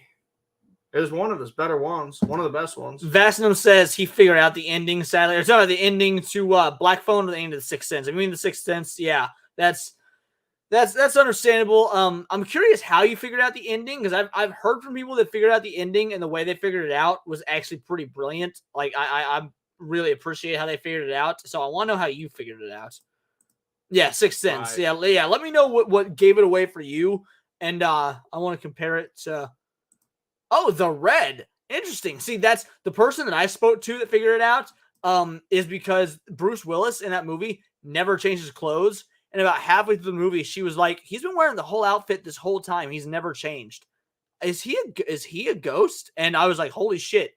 She got the ending based on that, and I was super fucking impressed. Damn. So yeah, Sixth Sense. Where would you put it? I'd say A. You say A? I love I it. think A is fair. I think it's A, but not as good as Signs A. It was great. Yeah, I agree. It was great acting, great cast, great twist. Fucking, it's great. The Conjuring. I'm gonna be real. I think The Conjuring is a C. I think the sequels and the expanded universe are good. I think they but did. the first movie is like a C. It's just like an introductory sort of thing. I'd say C or B, one or the other. Yeah, I think C is pretty Let's go. fair. Let's strong C. Strong C. Yeah, we'll put The Conjuring in a C tier. Oh, this movie. This movie fucked up. Oh, hey, I did remember The Exorcist. This movie fucked up anyone that ever saw it. The Descent. Oh God. Who all watched The Descent, and what did it do to your brain, and why do you now have just, weird thoughts that you never thought you would ever have in your life? What's that called? Where you fear caves and shit like that? Not claustrophobia, but caveophobia. We'll call it that. Oh yeah, we'll call it caveophobia. The Descent is not an S tier. To me, it's not even an A tier. It's B. I'd say B. Yeah, I myself. think The Descent is one of the best B tiers you'll ever see. I agree. Like It's a strong that's B. the way I would put it. I don't know if it's one of those movies. It fucks. I think I've seen this movie twice and never rewatched it after that second time. Like this movie is Not just for me. it is a hard watch. Damn, we should put Tusk on here. I got bored halfway through, but I did cave exploring in Missouri as a kid. Oh no shit! So Nice. I did some spelunking over in what's the name of that fucking town? The Skylight Cave over in Ash Grove, and then the whole time I'm going deeper and deeper, I'm thinking of this fucking movie, and I had to back out. After Damn. like 2 miles into it. All right, well that's interesting. Yeah, the Skylight Cave you got to check out one of these days. Yeah, happily. So did we put this in? Did you say B or C? B. Yeah, I think we said B. Yeah, sure. The Exorcist. Do I need to explain? Nah. S. I don't really think there's anyone that's even going to bother arguing with that either. Like, not to my knowledge. Exorcist is S tier. I think the fact that hold on, let me pull that comment up.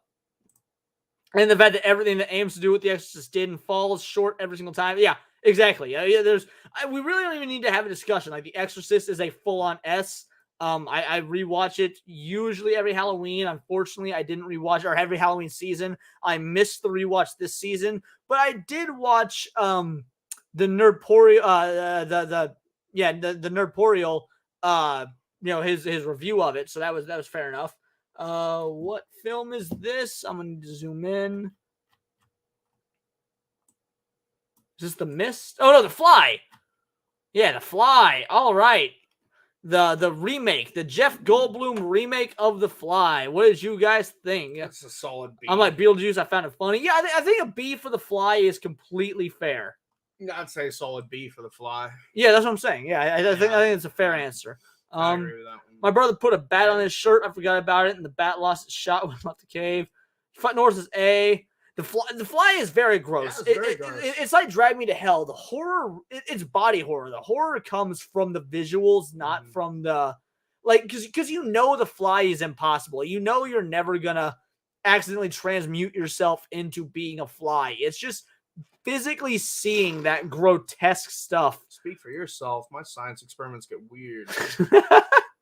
All right, so is it B? Yeah, definitely.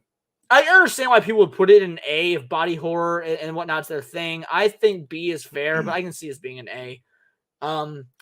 Is this the Happening? Is that what this is?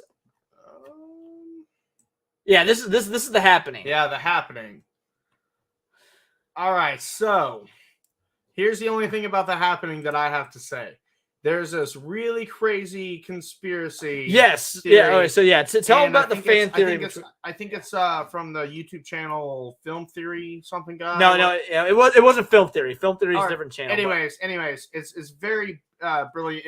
It connects Signs to The Happening to After Earth, that Will Smith one, and it's all like basically imagine if The Happening was called Signs to The Happening. Like they send ground troops at first with the aliens, then they perfect that bio agent that they're spraying into people's mouths and shit, and they release it airborne, and then it gets to too much. They think the plants are doing it to where they basically nuke the earth. They nuke all the plants because they think that's what's causing all the crazy suicides and shit, and then that.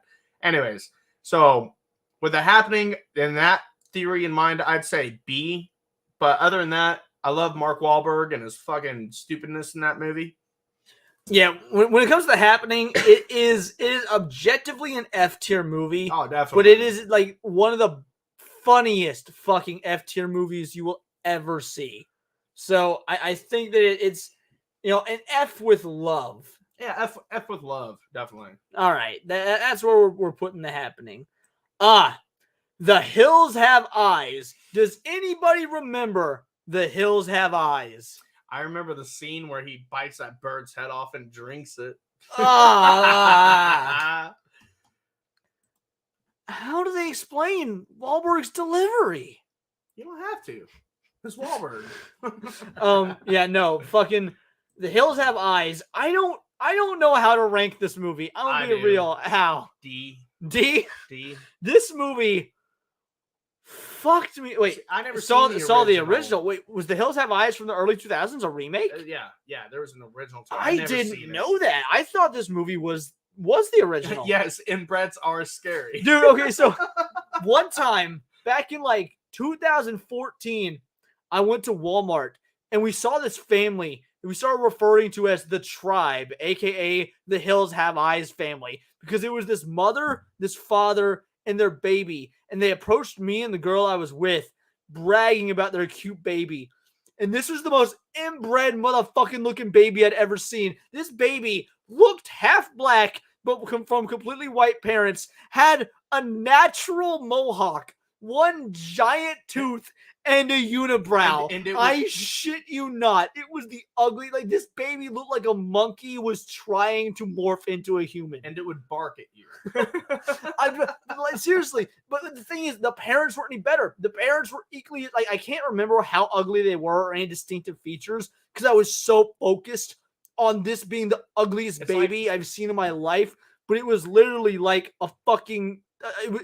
They were members of a tribe from the Hills Have Eyes. It's like if you find a Crayola, Walmart. like a Crayola crown box at the bottom of a backpack that hasn't been looked through in years, and it's all fucking morphed and shit.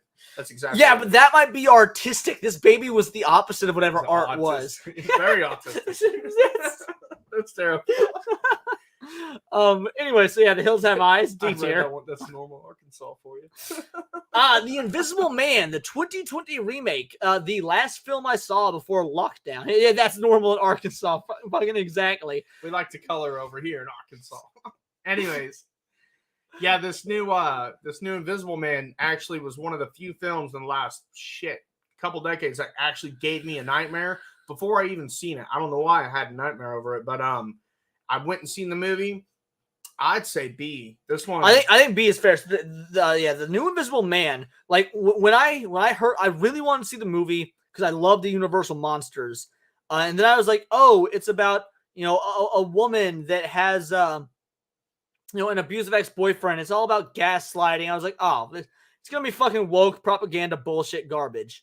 And then she has a male best friend who's black, and I was like, well, this movie's gonna be so fucking I watched it. Dude, I was so happy to be wrong. This movie, this is how you do gaslighting and paranoia and all that shit right without any sort of agenda. The 2020 remake of The Invisible Man, fucking everything awesome. It needed to be. B tier, without a doubt.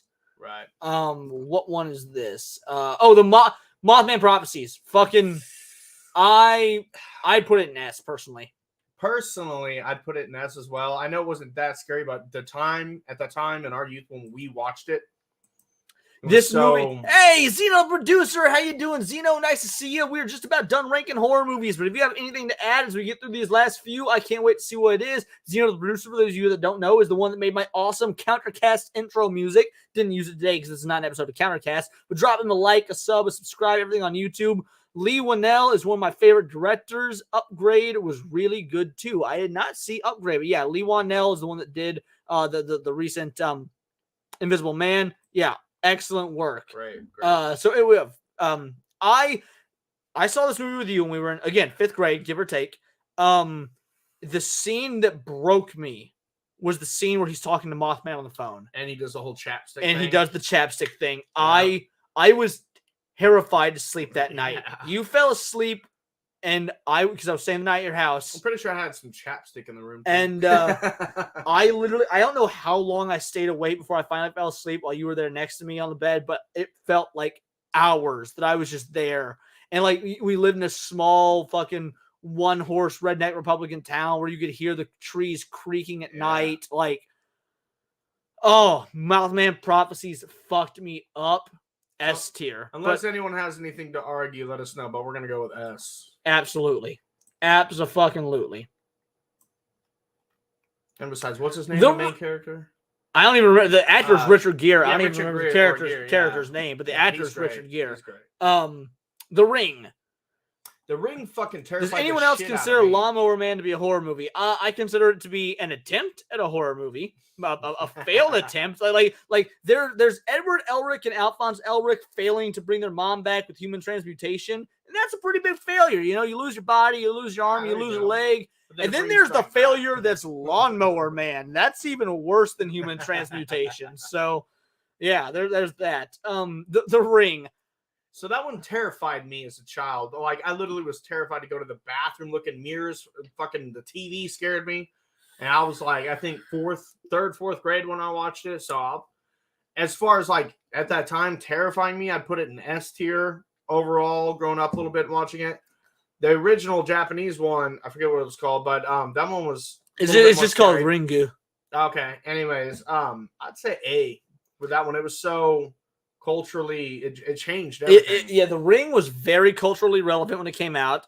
Vasnum says The Ring is an F. Now, here's the thing. I'm biased, so I have a fucking terrifying story that has to do with The Ring that to this day I can't explain. My grandfather explains it away, but I have no memory of this. So after we watched it, it was me and my grandparents. We watched it. My little brother and sister weren't old enough. Really, I wasn't old enough, but I'm the oldest sibling, so I got some certain perks. But I wasn't old enough to watch this movie, even though I got to. This movie was terrifying to my grandmother, and mainly because she thought it was scary, but she thought it was just a scary movie. She got scared. It is what it is. No big deal. Her and my grandfather woke up the next morning, and on their bedroom window, a frosted, because this was around November or so we were getting frost and whatnot. A perfect ring was frosted on their window. Nice. And my grandma was freaking out. So get rid of that. My grandfather rationalized it. Me and my brother were big about playing soccer growing up. And my grandfather rationalized it as when me and my brother were playing soccer, the previous day, that maybe the soccer ball just hit the window. And yeah, the mist made a circular ring that frosted. And made.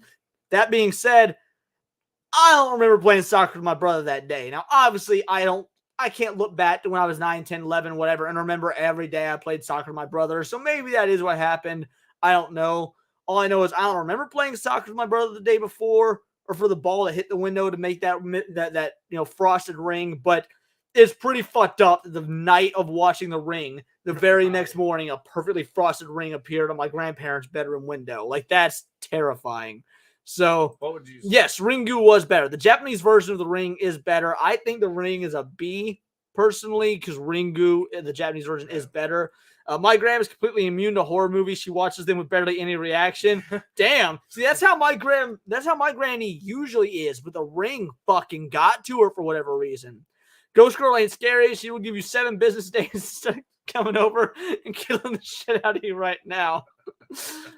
That's pretty good. All right. Like an STD over the phone. Alien is S tier? All right. Oh, well, thank you, Vex. I appreciate it. Alien is S tier. Yeah, we have a lot more S tiers than I thought we'd have, if I'm being real. But yeah, I'd say Ring is going in the B tier. Zeno's grandma, a badass. Yeah, fucking, she's Scottish. I'm sure Zeno's grandma, being an old Scottish woman, has seen some shit. So, all right. B tier for The Ring. All right. The Shining. This is where Vex probably unsubscribes. I think The Shining is fine but overrated. I think it's a B at best, an A. I do not think it's the S tier that everyone says it is. I'll say A because I think Dr. Sleep is better than The Shining. I like Dr. Sleep better, but dudes, you cannot deny Kubrick like that. But we're trying our best to. I get it, but Kubrick, man, it's fucking hard to look the other way. Yeah, Futt Norris says A. Fair enough. No, I agree with A tier. Yeah, we'll put The Shining in A. It is not an S. A strong A. We'll give it a strong A. We'll put it up there right above House of a Thousand Corpses. There we go. This movie I don't know the name of. Is it The Strangers? This is one that you picked. Yeah, I've not seen. The Strangers is one that I picked. So I don't know if you guys have seen The Strangers. I'm sure a lot of you have, but it's kind of I believe loosely based off the whole Helter Skelter shit. And it's just strangers show up. I completely agree. Vex, Eyes Wide Shut is far superior. But yeah, The Strangers I thought was just a bunch of random people showing up, being all batshit crazy and trying to kill a fucking perfectly happy couple. I know it's not necessarily very original, but I'd say C. Okay, I haven't seen The Strangers, so I'll agree with you about C. Real quick, first of all, we were talking about the movie, the Kubrick movie. But although I don't think the miniseries is that great either, it's more book accurate, but it's horribly acted and the effects are garbage. Coco Gage gets extremely bored watching The Shining.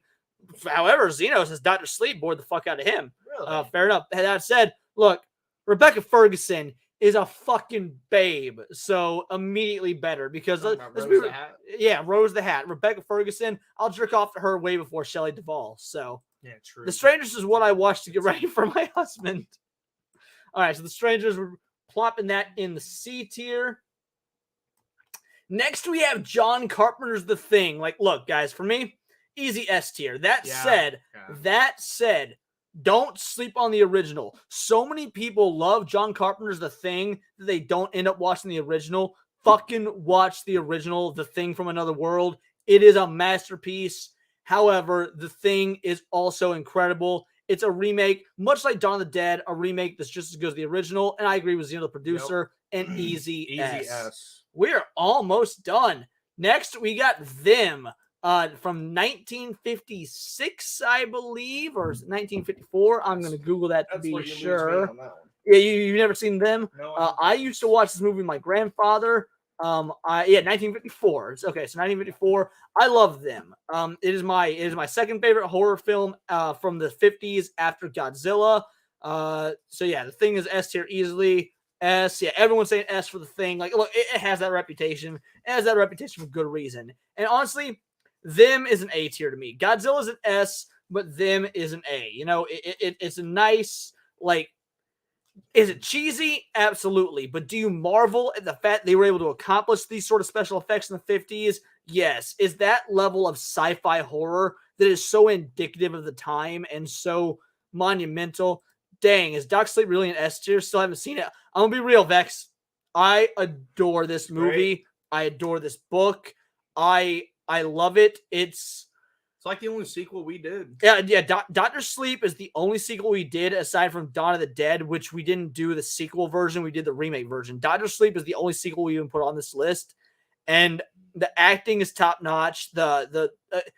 It does something. If you've read the book, you know there's certain things that the movie does, because the book version and the movie version of The Shining are very different. So the movie version of Dr. Sleep tries to bridge a gap to honor both the movie and book version. It does it so well. The acting is great. The horror, I love seeing children die, so the horror is great. Like, and I'm a huge fan of surrealism. The Thing has, yes, dude, the Xbox game for The Thing is fucking awesome. I've never met anyone else that knew about that game. Mad respect, Fuck Norris. Does Stephen King describe cream pies as a novel as well? Yeah, Vex. Vex, have you ever played the original game of The Thing for like the OG Xbox? It is awesome. Yeah. Fuck Norris says right here. Yup, it's awesome. Yeah, that's the best word to describe it. Awesome. Point is, The Thing is going in A tier. Tremors. Now, you said you had not seen Tremors since you were a child. Since I was like 5. I rewatched Tremors all the fucking time. It is easily my favorite Kevin Bacon movie, aside from, obviously Footloose is up there, but like, have you ever heard, like, you and I'll be bantering an allocation and go, fuck you. Yeah. Like I'm referencing Tremors when I do that. Like, that is my, Tremors is, it's a scary movie that doesn't have to take place in the darkness. That's so great. Make someone afraid of the ground. You can make people afraid of the ground while the sun is shining. You don't fucking need dark. You don't need ghosts. How do we not put Jaws on this list? I said that earlier while you were out getting drinks. Cassie said something about Jaws in chat, and I was like, fuck, we missed Jaws. Like, yeah, Tremors as a child, Tremors terrified me. Sleepers nowadays, I really like what the hell was the name of that? Stir of Echoes. That was a really scary movie to me. Stir of Echoes, I think that you've talked to me about. I don't remember if I've seen it. No, you and I talked about putting it on this list, but I hadn't seen it since I was so long. I didn't remember enough about it to feel comfortable putting it on the list. Because yeah, we talked about Stir of Echoes before the show, but we were going to talk about Stir of Echoes, didn't put it on the list. Sleepers, I feel like I've seen. I don't remember. I used to jump between couches as a kid because of this movie. I was petrified of the floor. Vex agrees with Cassie. Yeah, dude, this movie straight up made me afraid of the ground. I think Tremors is A tier easy. And frankly, I go so far as to say it might be an S, but I want to get other people's opinion. Trick or Treat. All right. I want to hear some folks' opinions on Trick or Treat because I kind of have a hot take about Trick or Treat. Stir of Echoes isn't on the list. No, my favorite Kevin Bacon. So yeah, well, I know, right? The reason Stir of Echoes isn't on the list, I've not seen it since I was a kid, and I don't remember enough about it to feel comfortable enough talking about it. So I remember liking it, but I'll have to rewatch Stir of Echoes. Maybe it'll be if we do this next year or something. Sleepers is a mega all-star cast. Kevin Bacon's such a POS in it. Kevin Bacon plays a POS perfectly in anything he plays a POS in. Same for Hollow. He's such a fucking piece of shit in Hollow Man as well. You say B tier for Trick or Treat? I was trying to alternate between B and C tier. So here's how Trick or Treat is a great Halloween movie, but not necessarily a great horror movie. Like, it's just more of a fun, let's watch this around Halloween. It's not actually scary. But like you said earlier, how many movies actually take place on fucking Halloween? Not enough like movies that we watch around Halloween actually happen on Halloween. Exactly. So I'd say B. Yeah, we can throw Trick or Treat in the B tier. All right, this one here. Yes, I watched this with you when we were children. I've never seen it since. I liked it as a kid watching it with you, but I haven't seen it since. You've rewatched it. This movie is White Noise. Yeah, White Noise. So what do you? Sam's cuteness elevates it to B tier. Yes, Cass, Kevin Bacon's such a vile twat in that movie. All right, so not Star Echoes. They got me on that. So White Noise. Yeah, White Noise terrified me. And there's this one scene where I remember this one girl, like they're trying to contact the dead and loved ones and everything, and they do it through like static and EVP. And anyways, there's one scene where it's like, yeah, my grandma used to tell me to smile all the time, and I remember he like starts to see his. I can't remember. Anyways, I remember hearing smile, and then boom, this jump scare. But that movie terrified the fuck out of me. So it terrified you as a kid. Like I said, I remember us watching it together back on Dish Network or whatever back in the day. Vex Electronica says White Noise is D tier. Now I don't remember this movie enough to give it a credit. No. So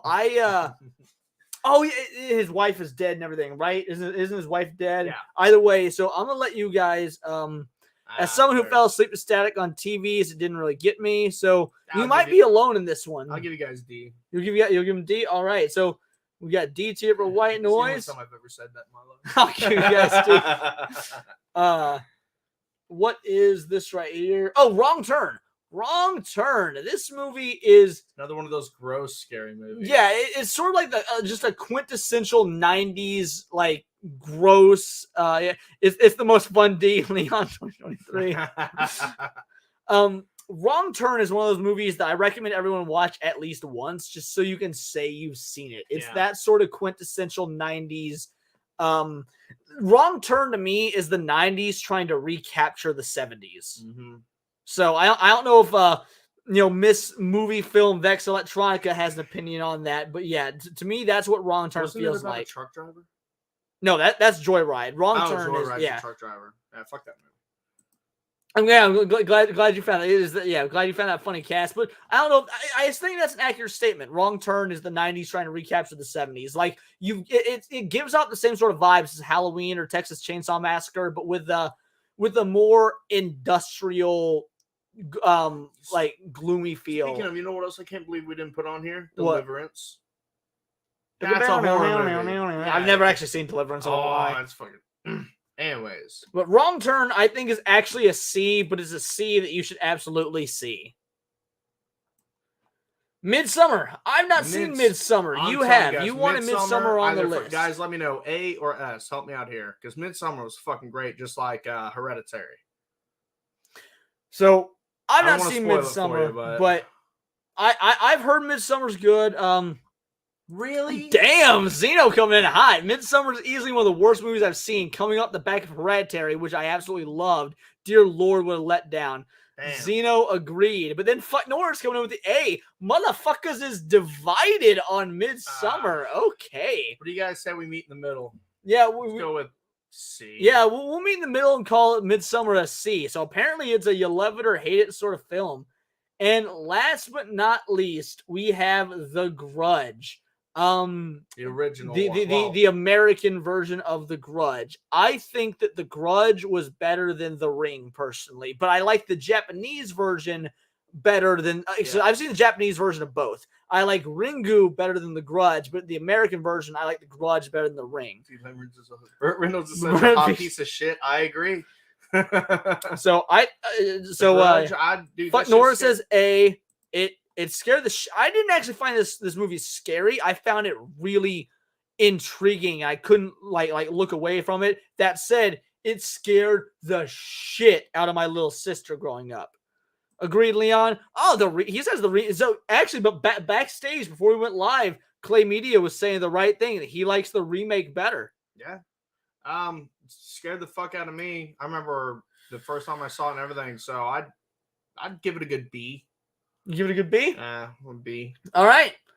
That is the last film, the B. We've got Grudge.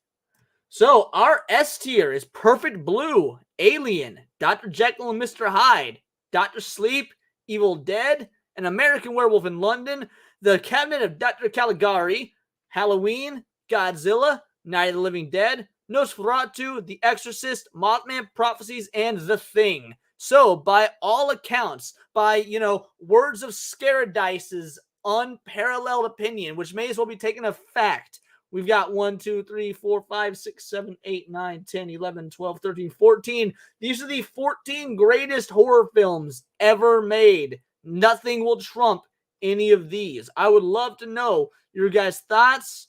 And let us know what we're missing, because I know we missed a few. Yeah, we definitely missed a few. But if you guys want to shout out some horror movies that we didn't put on the list in the comments or anything, absolutely go for it. It is an S tier. I'll need to check out Mothman Prophecies. Never heard of it, to be honest. It's one of those that it mentally fucked me up. Yeah. I never recovered from it. It's no jump scare movie. So yeah, it's a psychological movie. Absolutely. But yeah, all in all, that's the list. So there's gonna be some horror movies we missed. If you guys want to put some in the comments, we might do so in the next year or whatnot. Nora's at Skeleton Key, which I've never even seen, so I would need to check out Skeleton Key. I think the biggest surprise on this list for me was Darkness Falls. I love Darkness Falls, and I was not expecting a lot of folks. Yeah, we forgot Pumpkinhead. We forgot Jaws. We didn't put The Omen on here just because I'm gonna be honest. I've talked at length about The Omen with so many fucking people. I didn't want to talk about it again. But it probably should go on a list like this next year. Plus, there's a lot of modern horror stuff, and we didn't do sequels. Maybe we'll throw some sequels in for the next year's version, Jason X or something. You know what I realized we didn't do either? Fucking Hellraiser. Oh, shit, you're right. Hellraiser wasn't on here. I put Hellraiser at like B or A. Anyways. That sounds Hell House about is right. good. Yeah, Hell House. I thought I was just putting House on here, but I didn't know if enough people would be familiar with House. House is in like that fucking crazy batshit painkiller addicted doctor. That was pretty scary. No, that was a great. I was gonna make a joke, and I can't remember the actor's name now. Fuck, you ruined my Hugh Laurie. Thank you, damn it. I couldn't remember Hugh Laurie's name. So yeah, the film Anything House. with fucking Hugh Laurie's terrifying. Yeah, no, the original movie House is a made by the same dude, not Wes Craven, but Wes Craven's partner that did Nightmare. It's better. It's the same guy that did Nightmare on Elm Street, but better. And I agree. Stir of Echoes, yes. Yeah, rewatch Stir of Echoes at some point. We'll do that. We'll put it on the next one. We need to watch Fear.com. Fear.com will have to go on next one. Have you guys ever seen that one? I remember seeing it in the video stores when I was growing up, and I remember always saying, "Oh, I gotta get this next time," but I never got it. I almost put The Fog on the list, and I ended up not doing it. So yeah, maybe we can do The Fog next year. I'll check out Psycho 2. I've never seen Psycho 2. Halloween 4. We'll do a rewatch. The reason we didn't put The Birds on here, neither of us has seen The Birds in so long. We didn't feel comfortable talking about it. So yeah, we'll rewatch I remember liking The Birds, but I don't like. It's been so long since I've seen it. I hate birds. You know how I feel about birds. I love my bird. But I figure we can banter for about 3 more minutes, and we'll cut it at 1 a.m. our time. It'll be a 3-hour stream. I wanted to do this in a 2-hour stream. I was like, yeah, we've done 95 movies. That means that we do about 1 minute per movie. We will have plenty of time plus banter with the chat. This went a whole ass hour longer than I expected. Bastards had so much good shit to say. Let's see, what else have we missed, guys? Anything else? I know there's like a million different fucking movies, but yeah. I'm sure everyone's dying to see that, us put that X-Men spinoff that was a horror movie on the list. I don't even remember what it was called. The New Mutants. We'll put that on next year's fucking list. Yeah, that'll be fucking S tier. It'll be my excuse to watch that bullshit-ass movie. You haven't seen it? I've not seen the New Mutants. And plus, we need some more alien representation. What we had Dark Skies, Signs, and Alien. I think those were like the only alien movies. Suspiria? I almost put Suspiria on the list, but I wanted to give it a rewatch, and I didn't get the time to rewatch it this season. They got a point. Why isn't Little Mermaid on this list? Just the Scuttlebutt song part. Fucking right. New Mutants looks awful. New Mutants is awful. I'll tell you right now. I loved Megan. I haven't seen Megan yet. I watched it with your son. Yeah. Yep. I haven't seen Megan yet. Yeah, me and your son watched it while you were passed out, and no, we had a good time with it. What was that movie we watched with that? They Live. That's a good one. They live. Yeah, they live as. I haven't seen They Live in years. I was but trying They to Live is convince good. this guy to let me put a Courage the Cowardly Dog Show episode on this. Yeah, It's just not a movie. Specifically, the episode "Return the Slab." Yeah, with the mummy and that. shit. Oh, dude, that episode of Courage. That or the Fred one. Shit as a kid. I I almost put Scooby Doo on Zombie Island on this list, but I didn't do it. I almost put it on this list though. Scooby Doo on Zombie Island, S tier. Yeah, fuck it. absolutely. That would have been number 15 if we did a top 15. Scooby Doo on Zombie Island would have been the 15th S tier. My favorites were the Peppers. I need to watch the remake of Suspiria. I hear it's awesome, different enough to justify. Right. I didn't even know there was a remake. Curse my shit back in the day. Courage is my shit to this day, man. I got you. And what about you guys ever see that Powerpuff Girl episode where they're fucking fighting the Sandman and they have to like go back in time and shit and they go forward into the future and everything and Townsville's all post-apocalyptic. Oh, dude, I that one was terrifying. I do. But it is just about 1 a.m. So I think we're going to cut it here. I just want to do a quick thank you. Shout out to everyone that jumped in. We had Zeno the producer. We had Cult Classic Cage. Oh, Invasion of the Body Snatchers would be great. Changeling would also be great. Alice, Goosebumps. Oh yeah, we can totally do some Goosebumps in there. But Alice Receival is here. Vastum, Cult Classic Cage, Zeno, Fuck Norris. We have Vex Electronica that was on near the end there. Oh man, who else was there? There's a lot of individuals jumped in at some point tonight. Cannoli Sasquatch was on. Miss Cannoli Sasquatch, Mama Sasquatch was in the chat. It was a pat task tonight, and I truly appreciate it. Thank you everyone for showing up. Thank you for appreciating, Clay Media here joining me. Did you guys have anything you wanted to add to it? I was gonna say I'm pretty sure Tom from MySpace was in here at some point. Thank everybody. Happy Halloween. I appreciate you stopping by. We've got the holiday season coming up. The holidays are Thanksgiving through New Year's. I'm sure we're going to be doing some stuff then. We might have a Christmas stream, and I've got a upcoming. I got plenty of stuff in the works, so can't wait to share it with you guys. But until next time, it's all here in the Nerdosphere, and this has been Words of Paradise.